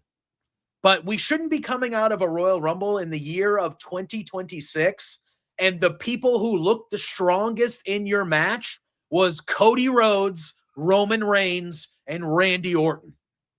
They don't need that. They don't need that. Here's the thing. Roman Reigns can just go, I want a match at WrestleMania, and it would be given to him. Yes. And we've noticed, because it's happened at WrestleMania, even if it's not for the title, they're giving him the main event anyway. Doesn't matter. Remember how I said I was like, I don't want to be negative. I'm just again. This is not like, and I have no problem with No. Roman. I think Roman is one of. I love Roman Reigns. I love Roman. It has nothing to do with, and I love Coach. It has nothing to do with the individuals themselves. It's just like, what? Again, and this is separate because I actually liked Liv Morgan winning, and I thought the women's Rumble was better than the men's, even though there were no surprise. Well, Brie mode, but besides Brie, there were really no surprises in the women's. We gotta clip that. I gotta go back. We got to go back and clip that because that was a good reaction by us on my channel yesterday. I loved it. I love Twin Magic. I'm here for them to ignite the women's division. I enjoyed the women's Rumble. Division. I thought Liv was a right choice for winner. I thought Lash Legend looked incredible in the women's Rumble. I loved the Brie mode surprise. I loved Sol Ruka being in the final three, and then them actually, the final three was Liv Morgan, Tiffany Stratton, and Sol Ruka. Like that's I know Tiffany and Liv are established. They've been former world champions, but Sol Ruka, that's a nice surprise. Like, do you know how much better the men's Rumble would have been if the final four was Roman, Logan, Cody, or, Randy, whoever that second veteran is, and Obafemi? And Obafemi. Or Trick Williams. Or Trick. Or Javon or Braun. Someone young. If you want to call Logan young, I'll give that to you. He's one of the younger guys. But, like, you could – what the hell? The hell? And I get it. Like, and then you even said it on Twitter. You go, oh, so in the last 6 weeks, Gunther – retired John Cena and AJ Styles only to get dumped out on his ass by Roman Reigns. Roman Reigns. Like, okay, what did we just do? What did we just do? Good stuff, man. How about you don't have Gunther in the match? Right, he didn't need to be there. He was there for how many minutes? He was there for 7 minutes and 51 seconds. He eliminated 2 people. And again, I love Gunther. I think Gunther is a living legend. Hall of Fame. I love Gunther, and I love everything they're doing with them on the retiring people front. I love it all. Yeah. But if you're not going to have him win the match, don't have him in the match. Seems so now simple. He's a loser. Even though he ended your greatest superstar of all time. He ended the career of the greatest superstar of all time and one of the greatest in-ring guys ever. In the span of 5-6 weeks, and then he gets his ass dumped out by Roman Reigns in 7 minutes like a bum. Makes no sense. Makes no sense. Absolutely. That's exactly what I think. See, that's not me being negative. That's not me being negative. I'm not negative. I'm just, I just need it to make sense. I need it to make sense too. Speaking of making sense, there were 2 other matches on this Royal Rumble card. Gunther defeated AJ Styles. This was a great match. This was a great match. Career-threatening match. And we watched it on stream, and I'm just in disbelief the entire time that AJ Styles is going to lose. Because why would they do that here? I do not like that it was in. I did not like it was in Saudi for that. You're going to let him do it in Saudi Arabia? I did not like it. I understand 10 years to 2016 debut at the Rumble, 2020. I get it. Nice little bow, 10 years, Rumble to Rumble, bookend. I get it. This was the best part of this whole show yesterday was this match with Gunther and AJ. I thought it was great. I thought it fit, like, of all the things that I will critique on the booking standpoint, I actually thought that this was a well-booked, right way to go about it, even though I know it made everybody sad, obviously. Yeah.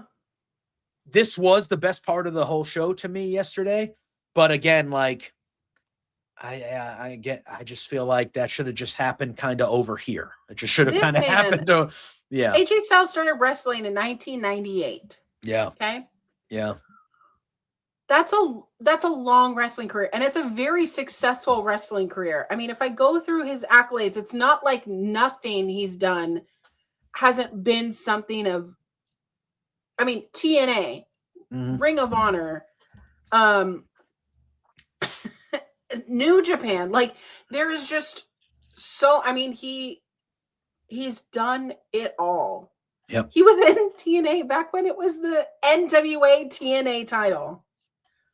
Well, so Well, what we did see after the match, though, is he goes and he looks like he's going to take off his gloves and lay his gloves down on the mat which is a significant, gloves, boots Taking that off your ring signifies boots, you're yeah. retired, But he hesitates and he puts the gloves back on. And then he kind of does his, the phenomenal thing. And he gets his flowers from the crowd and he's emotional. You can see it, which obviously, and, we were live on my channel, JPJ Loves Gaming. Go follow me everywhere. But like we were live on my channel doing a watch party for it. And we both, like everybody, were like, okay, so that means he's not retiring, but he's done here. His time in WWE is over. We think. Maybe. I don't know. Yeah. I don't know. So it makes me think, like, do we think he'll go back to TNA and do maybe a small little run in TNA since he was basically the main TNA guy for a long time? Can we see him with the business arrangement kind of going there for a few months and maybe having a big time match at Slammiversary, and that's when he calls it quits for real or something like that? It's one of those things that it's too bad that Christopher Daniels is basically retired from in-ring competition, because one of my favorite feuds of all time in TNA was AJ Styles versus Christopher Daniels. A lot of my favorite matches, by the way, Christopher Daniels was involved in some capacity in TNA. But like that feud, if you ever have the chance to go back with TNA Plus and watch any of that from 2005, it's well worth the time. It didn't get the flowers it needed to, but why not give us a one-off at All In and we just get a throwback of the triple threat, the three-way with Joe, with AJ, Joe. Imagine if all three of them imagine if all three of them were like, this is our last, like this is our last match. Made me cry. Yeah. I'm gonna cry. That would be cool though, wouldn't it? All In, if they were like, this is all our last match, we're running it back, and they just give us a one-off three-way with Joe, Daniels, and I haven't even digested the fact that Samoa Joe is retiring soon. Who, unfortunately, I think he got hurt. They said on Dynamite this week he had a non-contact injury in training, so hopefully it's hopefully it's nothing serious. But like, wouldn't that be? Now you want to talk about a bookend of a career if they did something like that? Because we know Daniels already Hangman retired him, right? So that's the storyline there. But imagine he came out and he was like, Hangman. That's how I call it, Hangman. Hangman Adam Page. So, but that would be fun. He truly is Mr. TNA. He really is. And I think him being retired in ring in WWE would really pave the way to him going to TNA in some capacity. Here's my problem though. Is that we just had the retirement of the century with John Cena. Yes. He's not getting the John Cena treatment. No. And I feel like it's not that AJ Styles hasn't brought the amount, right? It's just that he didn't bring that amount to only WWE. Yeah, that's fair. What's in his basket, what's in his accolades is a lot of different places. But if it weren't for AJ Styles, TNA would not be, it probably wouldn't have existed. Because when he was in TNA, it was a bunch of other unknown guys and then a bunch of has-beens. Yep. And that's what they floated on for so fucking long. And AJ Styles, time after time, was having match of the evening. Yep. Let's not try to rewrite history here. AJ Styles in New Japan, yes, there were other heavy hitters, but the things that he was doing in New Japan really did pave the way for a lot of these non-Japanese wrestlers to have a prominent main event status in New Japan. I mean, he took, Finn Balor, Devitt. Correct. He started the Bullet Club. He started the Bullet Club. But AJ, to me, as kind of an outsider of regular New Japan viewing, AJ to me was the guy that elevated the Bullet Club to my radar when he kind of took over there when Finn was leaving. You know what I mean? So like, It feels so long ago, but it really was 12 years ago. Yeah. Yeah. And I don't count the last 6 years because the last 6 years have been on a different thing. Yeah. But you kind of went from like Finn Balor, AJ to Kenny to the whole Cody thing with, so that whole thing, and Clown just said it, without AJ as the leader, would Ken no, I don't think so. I don't think so.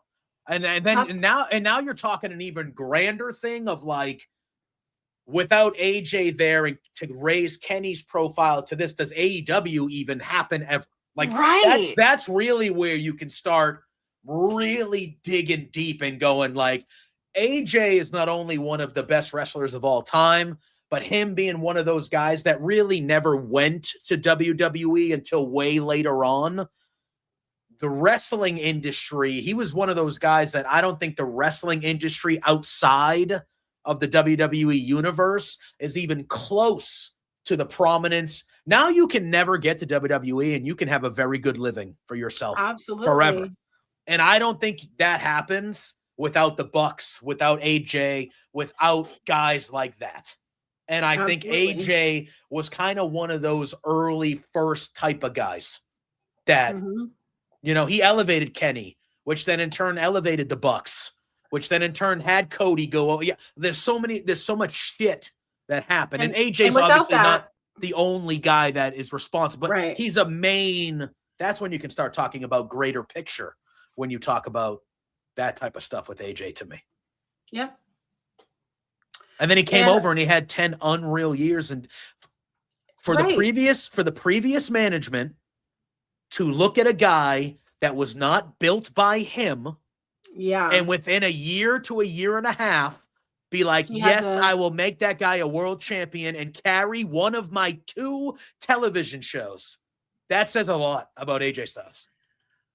That says a lot. I do have to say, we see a lot of times wrestlers from other companies plucked out and immediately put into NXT. Mm-hmm. They saw AJ Styles and immediately put him on the main roster. I think that shows a lot to who AJ Styles is, how well respected he is. Again, him with the title belt, like that was some weird ass time in WWE. Yeah. Of 2017 through 2018. It was a weird ass year because he had to take it off of oh no, who did he take it off of?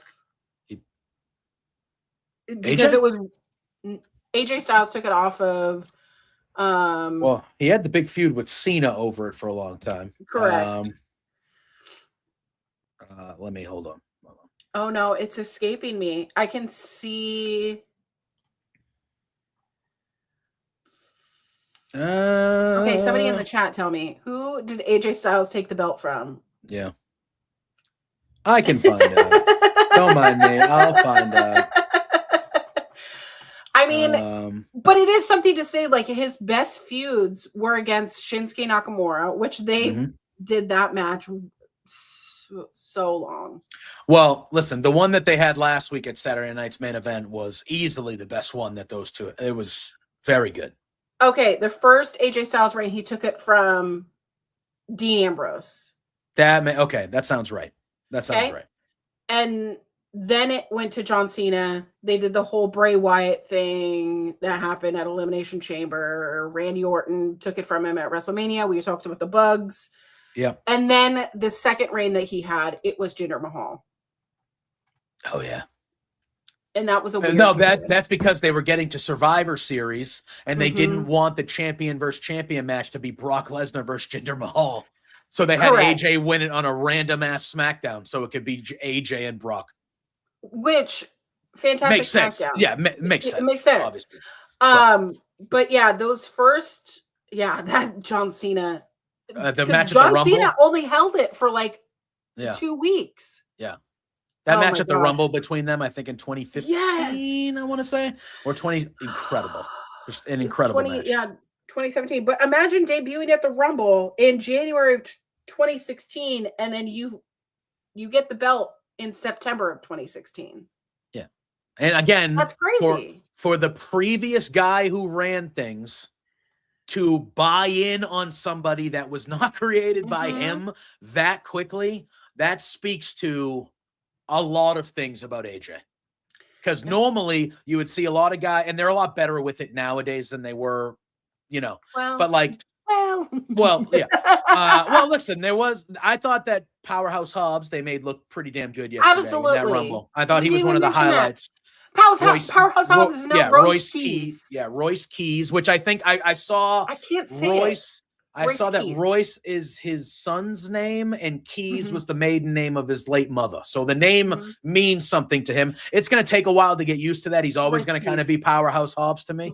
But I thought he was one of the bright spots in the men's rumble. I really did. And I thought the presentation of him was great. New music. They gave him pyro. Like, I just thought that was really good. They made him look good. Yeah. I just think for that iteration and the guy that was running things to believe in a guy that was an outside guy that quickly, and he's like less than 7 months into his arrival, he's like, yeah, I'm going to make you world champion, and then I'm going to make SmackDown the house that AJ Styles built, and you're basically going to be the guy that runs this show for 2 years. That speaks a lot to who he is. Yep. And when he got the belt the second time, remember, he held it for over a year. He lost it on a SmackDown episode to Daniel Bryan, who became the Planet's champion. Yeah, and even he turned heel. That turned was incredible. A very babyface guy into a heel, which is just incredible work. Yeah. But AJ Styles' feud with Samoa Joe is some of my favorite week to week SmackDown episodes. Wendy. I loving it. I love bringing a family into it. I love an invasion into people's homes kind of thing. Like I love it. I love taking it from the ring outside, make that storyline. Honestly, Joe and AJ, I want them to feud forever. But I'm gonna miss AJ Styles. Yeah. I'm going to miss him. I don't think it's the last we've seen him. I think we're going to be able to see him wrestle at least a few more times. I think he's going to go. I think he's going to do like a greatest hit. Like I wouldn't be shocked if he does greatest hits. Like a match he does one last match in New Japan. He does a small little thing in TNA. I don't know about the AEW thing. I know that's where anybody that leaves WWE, AEW is obviously the first mention for obvious reasons. I don't know if that happens, but he has a lot of friends and a lot of old rivals in AEW. So ain't that the truth? The truth? So I don't know, but I think that was the end of his time in WWE. I don't think, even though Triple H, I think on the post show said that AJ told him he was done in the ring. So maybe we're all going to be wrong and that actually was it. I hope not, but yeah. I mean, I will cry. I will cry when it's all said and done. And that's just how I process some of these things, Yeah. Question: how much does it cost to go to Saudi Arabia? I've never looked into it. Go to your nearest airport. Go to delta.com. Delta? American Airlines? What do you want to do? Go to AmericanAirlines.com. I don't know. I don't even know where you live, Brian. Go to whatever website of an airline you want. Try to see Saudi Arabia and see. It's probably not cheap. Probably not cheap. It's definitely not cheap. Knowing that WrestleMania next year is going to be in Saudi Arabia is... Listen, we saw how many empty seats there were. Well, I think that was kind of debunked by a lot of people. I think it looked more empty than it actually was. But there were empty seats for sure. But I think it looked, because of the lighting and because of the way everything looked, I think it looked more empty than it was. Maybe because of those lights that were on the seats, which is really interesting to me. I did see a handful of videos of people that were there saying like, hey guys, like there are like a good amount of people here. Like there's almost people in every seat. It's just, it looks that way on TV or on the screen. Can I tell you, I'm more upset I know Mania's going there next year. That whatever to me, I'm more upset that the Rumble was there yesterday than I am that Mania is going there next year. Like the Rumble's more important to me. I love the Rumble more than I love WrestleMania. 100%. And I think them being there, and again, I feel like the last couple Rumbles haven't had like a ton of surprises or things like that. But I think them being there probably weighed down the number of surprises there actually were going to be, and stuff like that. So, well, if that first part is true, I would have been killed this morning. Yeah, I would have been, bye. They would have said, "Excuse me, sir," and I'd be like, "Oh, I'm getting killed on a Sunday morning." No, God dang. thanks. Who No, would've thought? thanks. But anyway, yeah, but I mean, there is no better surprise entrant to the Royal Rumble then Bremo? than 2020. Oh, Edge. 2020 with Edge. Because here's the thing. We saw him at that SummerSlam in 2019 giving a spear, right? But it wasn't a match. Was it to Elias? Yeah, Elias. Yeah, Elias. Mm-hmm. Yeah. And it was like, okay, I love that he's feeling okay. Because I am traumatized by 2011 retirement. I'm traumatized. Yeah. And we saw how neck injuries and head injuries can impact wrestlers. Mm-hmm. I was not expecting. No dirt sheets talked about it. It was so mum. To my knowledge, he wasn't really posting that much on social media, but he had literally posted probably a pre-recorded thing at his home. Mm-hmm. So when that sound, the ding or whatever, the horn, number 21, you think you know me? And then they missed the spear with the camera. I know. They've since fixed it. If you watch it now, you see it. But yeah, that was bad. There were so many shots of the crowd losing their minds. And me, I was at a watching party with a bunch of like new wrestling fans. You're just crying. And I'm just crying. Like my eyes are feeling like they're gonna fall out of my head because I'm crying so hard. Yeah. And I heard someone in like the haze of like it all crystallizing in your eyes go, "Who's that?" I would have said, "Get out." That's what I would have said. I was about to leave. I was going to leave this party. This is part of the reason why I don't want to kind of circle back. This is part of the reason why I don't want to be at a Super Bowl party next week. If I'm sitting there watching my team in a Super Bowl party and someone is at that party and they're like, "Oh, what's this quarterback? Drake May?" I'm going to be like, "Get away from me. Get away from me. You shouldn't be here. Get away from me." So speaking of the other side in AEW, we had a couple crazy things happen this week. I cannot believe that this happened on Wednesday. Okay, so Wednesday we had a TNT championship match with Mark Briscoe versus El Clone. Good match. Good match. And it was a fantastic match. If you haven't, go back and watch that. It's on HBO Max or HBO, whatever their stream thing is called. It's an almost 12-minute match. I mean, I don't care what Dave Meltzer says about the match. I thought it was really great. I love Mark Briscoe going through the Don Callis family because it's just so great. And then he goes, "Okay, I'm ready to fight anybody else. This is an open chat, whatever." And you just see this beating heart go black.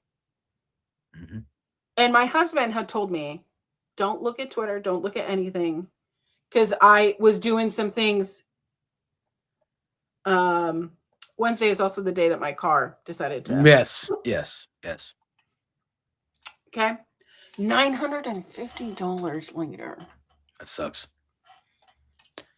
Not great. I'm not excited to pay off that credit card. I'm not. No, I wouldn't be either.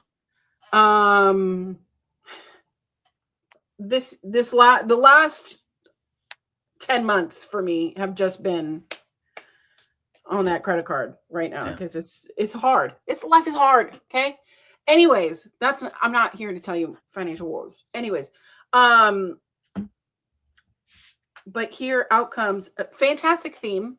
Oh, the whole presentation of him was A+. Yeah. A+. But Tommaso Ciampa literally last week said, "Hey, I'm leaving WWE, not resigning." And I thought, wow, he's going to like that he's going to start retiring. He's kind of Yep. that age Mm-hmm. where they kind of just do like one-off appearances. And what does this bitch do? Is Waste no time. Right. Waste no time. Waste no breath. He goes, oh, you thought I was done. Mm-hmm.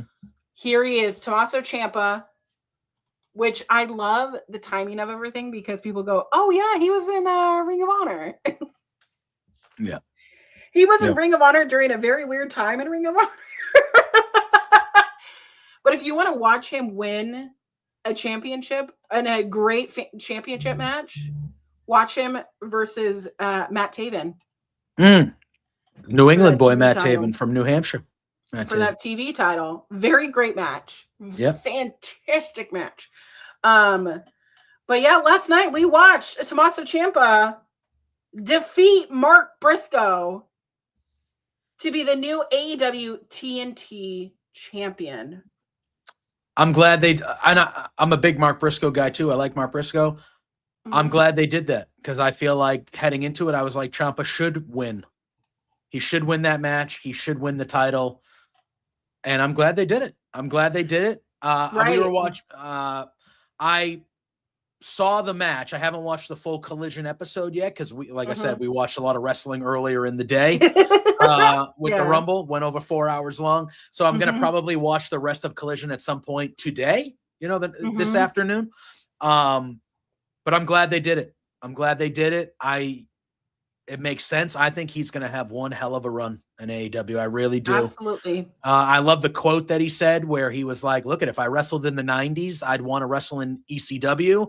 If I wrestled in the early 2000s, it was Ring of Honor, and I got to do that a little bit. And he goes, and I look at the landscape now, and it's AEW, man. That's where that vibe is, and I wanted to be here. And we are definitely seeing an era of people who've tasted superstardom, right? Not to say that they are not comparable, but WWE for a long time was the place that you would want to go to wrestle. And we've had people who have tasted that and gone, no, but they're doing some really cool shit over at AEW and I just want to wrestle. And you are seeing the people who they just want to fucking wrestle. And it works for both because we're seeing it both ways. Mariah May, Blake Monroe, she was in AEW and she said, hey, my dream's been to go over there. So I want to go give that Powerhouse Hobbs. Same thing. Like it goes both ways. Yeah, it goes both ways, but it's good to see that you have some people like when they're at WWE and Ciampa's, in my opinion, still part of the greatest feud that NXT ever had with him and Gargano.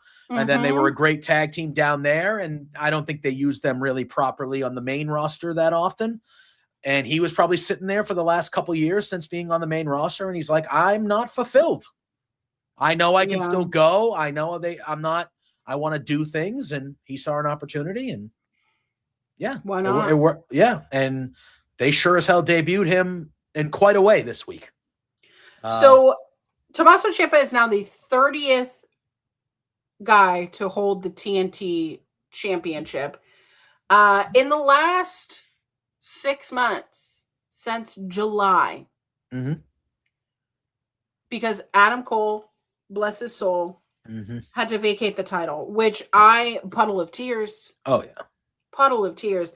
So we saw Dustin Rhodes get it at All In. Okay. Then we saw Kyle Fletcher because we needed to murder Dustin Rhodes. Yes, murder him by the knee is what we needed to see. Kyle Fletcher holding it, had a great reign. Okay. He held it from the end of July until November. And then Mark Briscoe got it, which was an absolute barn burner of a fucking match. But we elevated Kyle Fletcher, and now Kyle Fletcher, I think, is easily going to be in the main event scene very soon. He should. He absolutely should be. I mean, I think once we get Willie Ospreay over there with that title, I think that's the first feud that's going to happen. And now we have Tommaso Ciampa. The TNT title for me has ebbed and flowed. I mean, the first holder of it was Cody. We did have Brody Lee with it. Darby Allin has held it. Sammy Guevara has held it a couple times. When Miro was in AEW, my favorite feud and my favorite match is always going to be with Eddie Kingston. Scorpio Skies held it. Wardlow's held it. Hobbs held it. Yeah, there was that period of time that it went from Darby to Samoa Joe to Wardlow to Hobbs to Wardlow. Yeah. Sammy Guevara. Yeah, Sammy Guevara's a multiple time champion. Yeah. Christian Cage has held it. Remember how Adam Copeland had it for less than a day? Yes. And then Christian took Luchasaurus's chance to win it. Very, very weird history. Jack Perry being completely elevated here. When he held the title, Daniel Garcia, a great lineage, in my opinion, only elevated by how fantastic all of these wrestlers are. There is no one on this list that they suck. You know what I mean? Mm-hmm. But with the TBS championship, there's only been 6. So 30 title holders versus 6. So I don't know what you feel about short title reigns or transitional champions, but I feel like there's more of a story that's been told, highs and lows with the TNT championship, which I think really kind of has tandemly gone with how AEW has had its highs and its lows, if that makes sense. Yeah. I mean, I think I like all types of title reigns. I think it fit. There's certain times where a long title reign fits, and there's certain times where I don't think necessarily someone needs to hold it for even like 2 months. You know what I mean? Right. Like Mark Briscoe holding it from November to January. That's not really that long of a title reign, but that, to me, he got his shit in though. Yeah, that's to me is not a detriment to him at all. Another match. Like, it's not like where some of these people who have held the TNT championship had to like one feud and that was about it. That's where they spent their time. But I mean, I got to watch at the first AEW in Seattle, Washington, Darby Allin win it from Samoa Joe. And I felt like I was at my own WrestleMania because Darby being from Seattle, it was the first time that I've ever gotten a floor seat. I was so close that I, like, you know how sometimes wrestlers take water bottles or whatever and they, you know, outside the ring or whatever, and they split it or spit it or, you know, sprayed in the audience before they have their match. I was close enough that I kept getting sprayed. I kept getting water on me. And then when like Chris Jericho like came in and he had all the pyro and all the fire, I felt the heat from the fire literally feet away. Oh yeah. I've never had that experience. I've always been a rafters babe because I love to get up, walk around, do all the things, go to merch, talk to people. If not that, then I'm sitting in media. You know what I mean? Like, I've never had that experience. And having that experience plus Darby Allin winning the TNT championship, that felt good. Yeah, I bet it did. I'm not a huge Darby fan, but that day I was. Oh yeah, of course. Local boys winning. But yeah, I really love what they're gonna do. I trust that AEW is gonna do something good with him and not just throw him into a faction. I mean, hell, he has the TNT championship now. I was gonna say, little do you know, he could sign with the Don Callis family on Wednesday. At that point, are we also part of the Don Callis family? Like, I feel like there's just an open entry for this. Yeah. I don't think they're going to do that. Obviously, that's a joke. But, yeah, no, I like it. And I think I love Tommaso Ciampa as being kind of – I think he's going to be a babyface. I know he went against Briscoe, who's also a babyface, but I'm pretty sure Ciampa's going to be a good babyface. Give him all the young guys. Just have him be a TNT champion where he's fighting all these young up-and-comers and just kind of being almost like a gatekeeper of sorts. Yeah. Where he's just like, no, I'm good. You know, I just think he's going to do some really, really cool stuff. And I would like, because he's the champion now, I would kind of like to see some new faces competing for the TNT championship. I feel like Briscoe doesn't have a new signing. So yeah. So like Briscoe doesn't have it anymore, and he's been tied up with the Callis family for a long time. So it felt like it had been Kyle Fletcher and Mark Briscoe and the Callis family for like 7 months at this point, or 6 months. Now Ciampa, new champion, no ties to anybody in the company, no feuds to anybody yet. Let's get some fresh faces in there. Let's get let's get one of the Rascals going after it. Let's get an Ace Austin. Let's get let's get some new faces kind of going after. Week. Yeah. His match with Moxley was great. Having that match versus John Moxley was a fantastic showing of Ace Austin. Yes, I agree. Loved that match. I thought it was a great match. We did get to see Kenny Omega this week. Chris Statlander versus Tekla, which very good. Tekla, I need Tekla as. I thought there was a chance she was going to win it. I do too, but I feel like they're holding out for Double or Nothing or something. It'll happen. It'll happen. Yeah. I firmly believe. What did you think of the Dynamite main event of Andrade versus Swerve? Oh, incredible. 2 weeks in a row, Swerve main event in the show and having just an outrageously good match.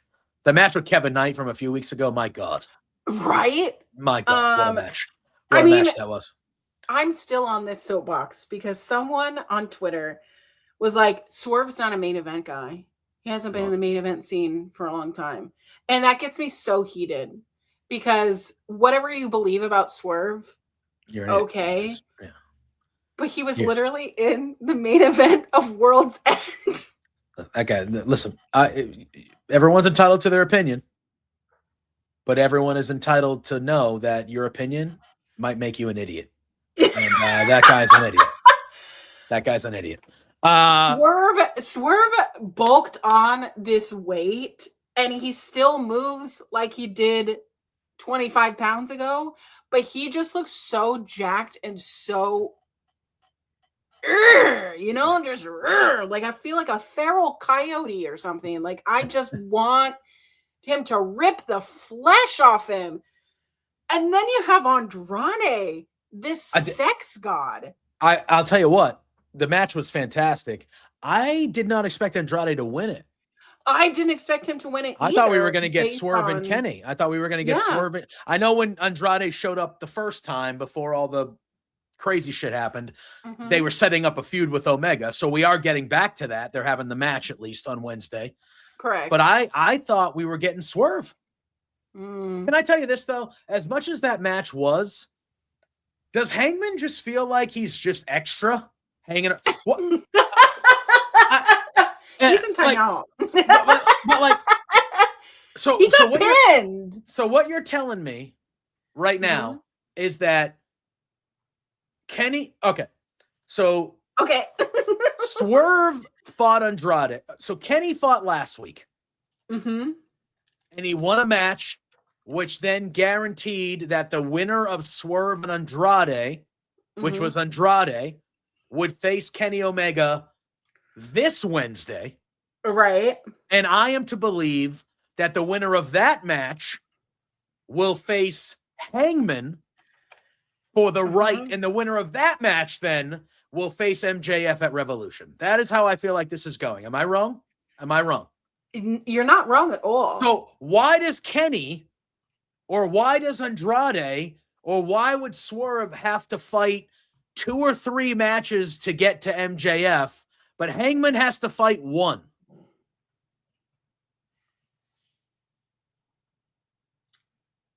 Why does Andrade have to beat Swerve and Kenny and Hangman to get to MJF, but Hangman only needs to beat Andrade or Kenny, which I think will be Kenny. Maybe because they're all like former champions, and Andrade is the only one who's not. Is it because Hangman is no, because Joe beat him, so he's not even the last champion before MJF. So, like, I just don't understand why Hangman hasn't had to fight. Like, realistically, if it's Hangman I didn't even think about that. If it's Hangman and Kenny on next week's, not this Wednesday, but next Wednesday or a couple of weeks from now, Dynamite, or or Grand Slam. I think it's going to be Grand Slam, actually, is where they're going to fight. So if it's going to be Hangman and Kenny at Grand Slam, yeah, that's happening in the beginning of February, I think. And then Evolution's the end of February. 14th, and then Evolution's the first weekend of March, I think, or something like that. March 1st, March 2nd. Something. March 15th is when. There we go. Okay. So I just don't understand why Andrade or Kenny would have to fight 2 to 3 matches to get an opportunity at the world title for MJF. But the way they've kind of portrayed this to me, unless I'm not remembering Hangman having a match or I'm forgetting something, Hangman only is going to need to beat one of them. I don't understand how that's fair. And I love Hangman. I want Hangman to win. I love Hangman too. But I just don't get how that's fair. Think about that. It just doesn't seem correct to me. Well, they're in Vegas this next week. We only have one match that was set up, which is a parking lot street fight. Which, you know how much I love a fucking street fight. AEW does the parking lot stuff really good, though. Eddie Kingston and Ortiz are now teaming up with the Rascals, which that is a dream blunt rotation. Yeah, let literally. me tell you. Literally. We haven't even talked about how the Rascals debuted on AEW. They're gonna be weed guys. It's gonna be their character. All the snacks that they had out, I'm like, that's literally what my coffee table looks like. Yeah. Next to my stash. Yeah. They opened the door and you just saw all the smoke and what's his name? Desmond Xavier, right? That's his real. He kind of stumbles out and he's like, he's kind of like, I'm like, all right. Yeah. You're gonna make weed guys, man. All right, cool. Yeah. But good for Trey Miguel. Sending all of our love over to Trey Miguel. Going back to TNA. I want the best for them. I posted this on Twitter. Whatever your feelings are about what Trey said, or whatever your feelings are about the Rascals and what Zachary Wentz has said or done or whatever, these are young guys. I mean, yeah, they're older now, but these are young guys that I want to see their talent. I want to see what they can do, and I want to see them elevated in a very specific way. I think that they will completely change the tag division as a whole. I think we saw that with Jet Speed and how awesome Jet Speed was in a very short amount of time. They definitely Jay Briscoed him. And the fact that they're clinging on to that, and the person that Trey Miguel allegedly made these comments about because they're no longer available online, is a shit person anyways. Sorry about it. But I think that there is a difference between people who do and say things and then they aren't held accountable for them and they just keep making those same things. And then people who actually do the work. And I have seen Trey Miguel do the work and get involved in the LGBTQ plus community. He's done it. He's shown it on his social media. I don't need to cite my sources or do whatever. There's enough information out there. And as a person, a part of the community, I appreciate when people want to get offended on my behalf. Oh, that's not fair, blah, blah, blah. Because I don't speak for all queer people. I don't. It is not in...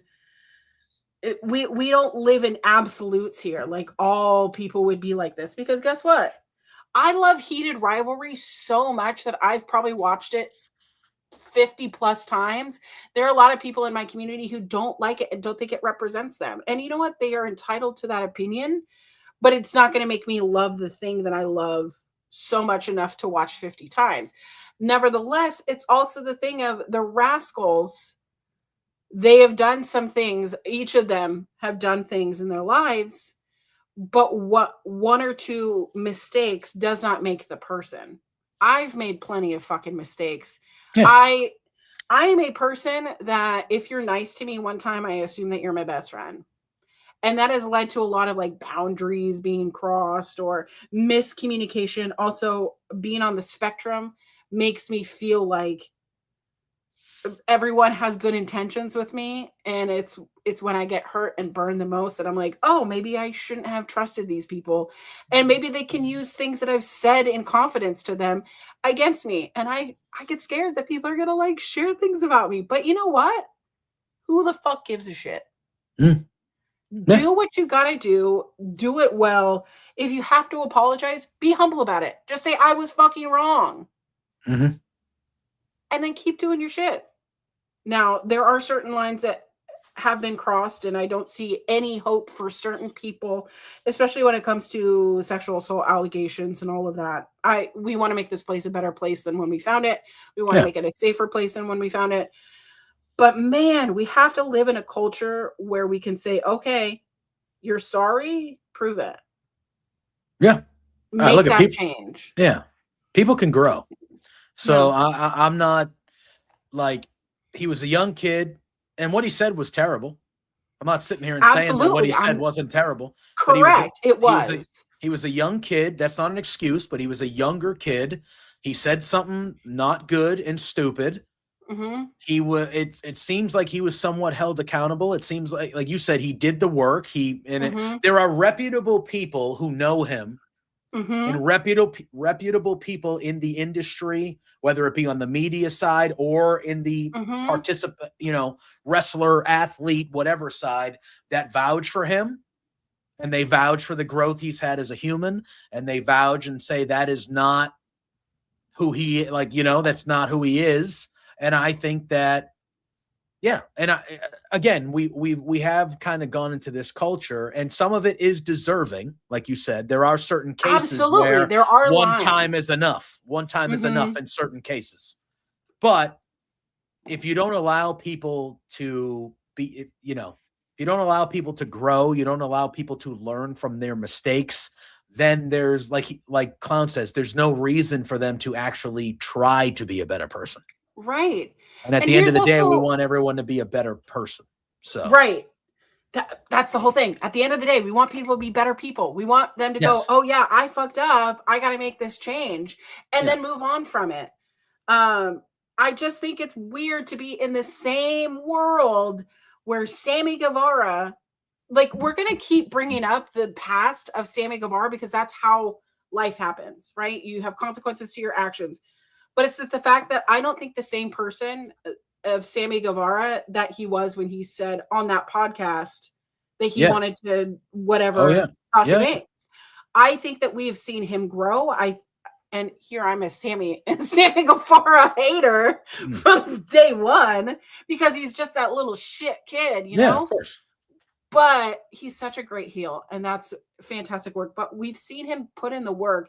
We've seen him apologize. We've seen him make better for his life. He's married now. He has a child now.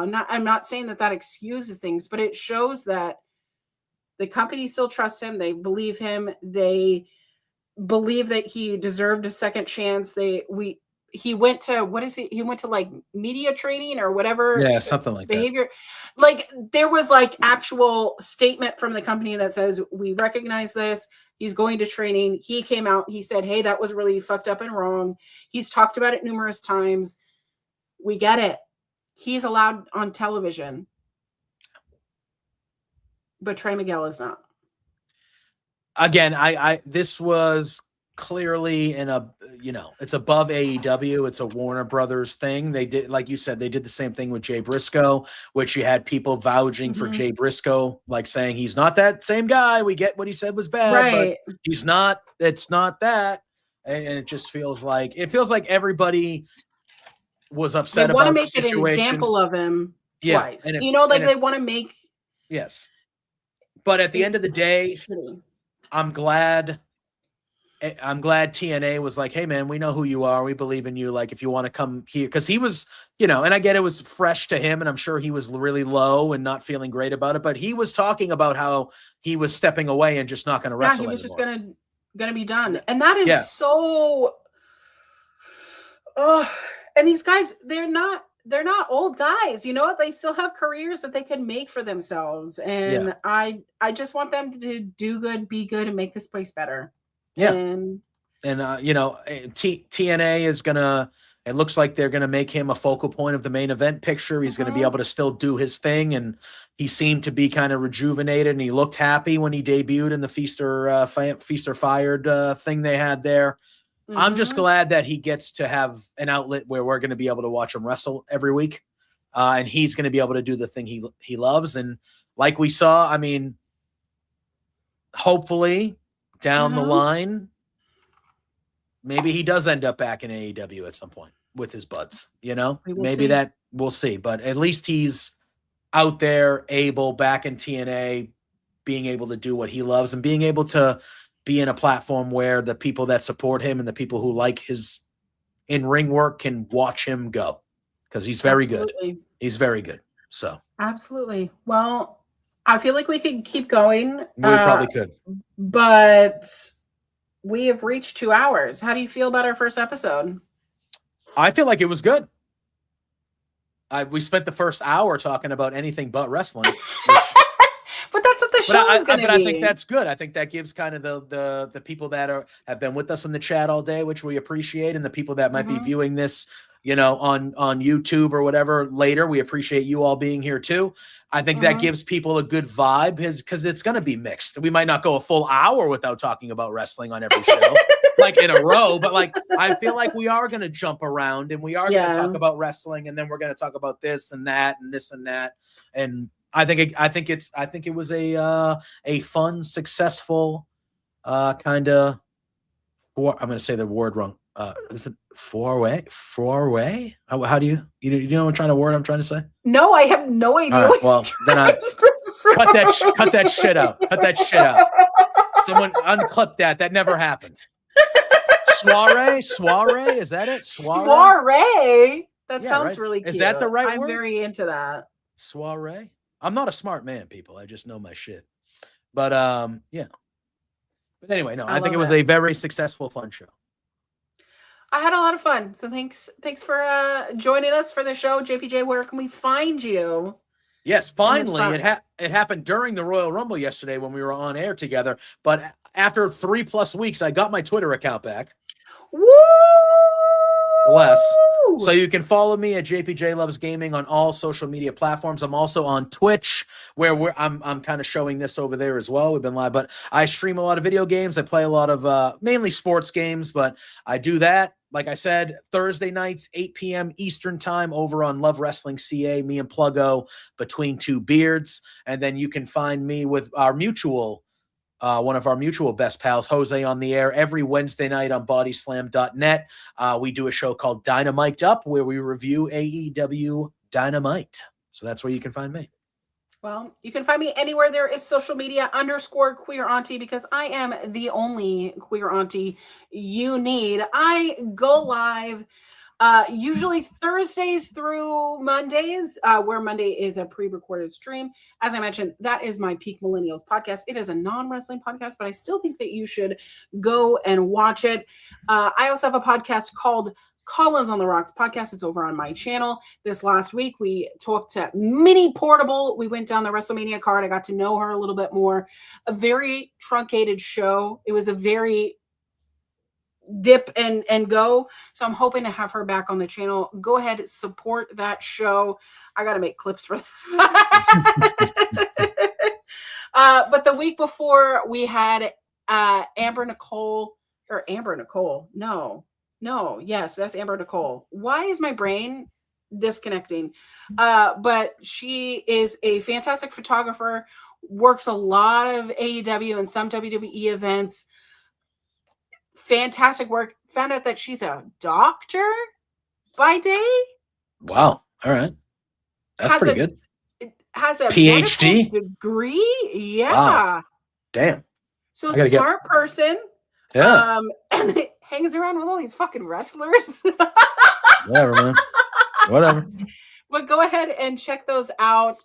I always do a little bit of cozy streaming. And then every 4 weeks, we've been doing the Mother Tucking Post show over on our local establishment with our friend Jose on the air, talking about all things RuPaul's Drag Race. So I'm not as wrestling heavy these days. This is like my one wrestling outlet, truly. And I kind of like it like that. So Remember, this is Fightful Overbooked. Give us a like, share, subscribe. You're going to want to subscribe to Fightful anyways, and get over to their Patreon. And for $5, I think it's $5.99 actually now, you'll get all that wrestling news and content, and you won't want to miss it. And guess what? When you support the channel, you're supporting us, because Correct. Guess what? Yeah. We don't just do this for free. No. Not just a hot dog and a handshake. No. I mean, for a hot dog, I probably would do it, but let's be honest. Is it Costco hot dog? Because I'll do anything for a Costco hot dog. Can I tell you? Up here in the Northeast, not a ton of Costcos. What? There's only one that is relatively near me, and it's almost an hour drive. Okay, it's probably because I didn't know this. Market Basket. We have Market Baskets everywhere.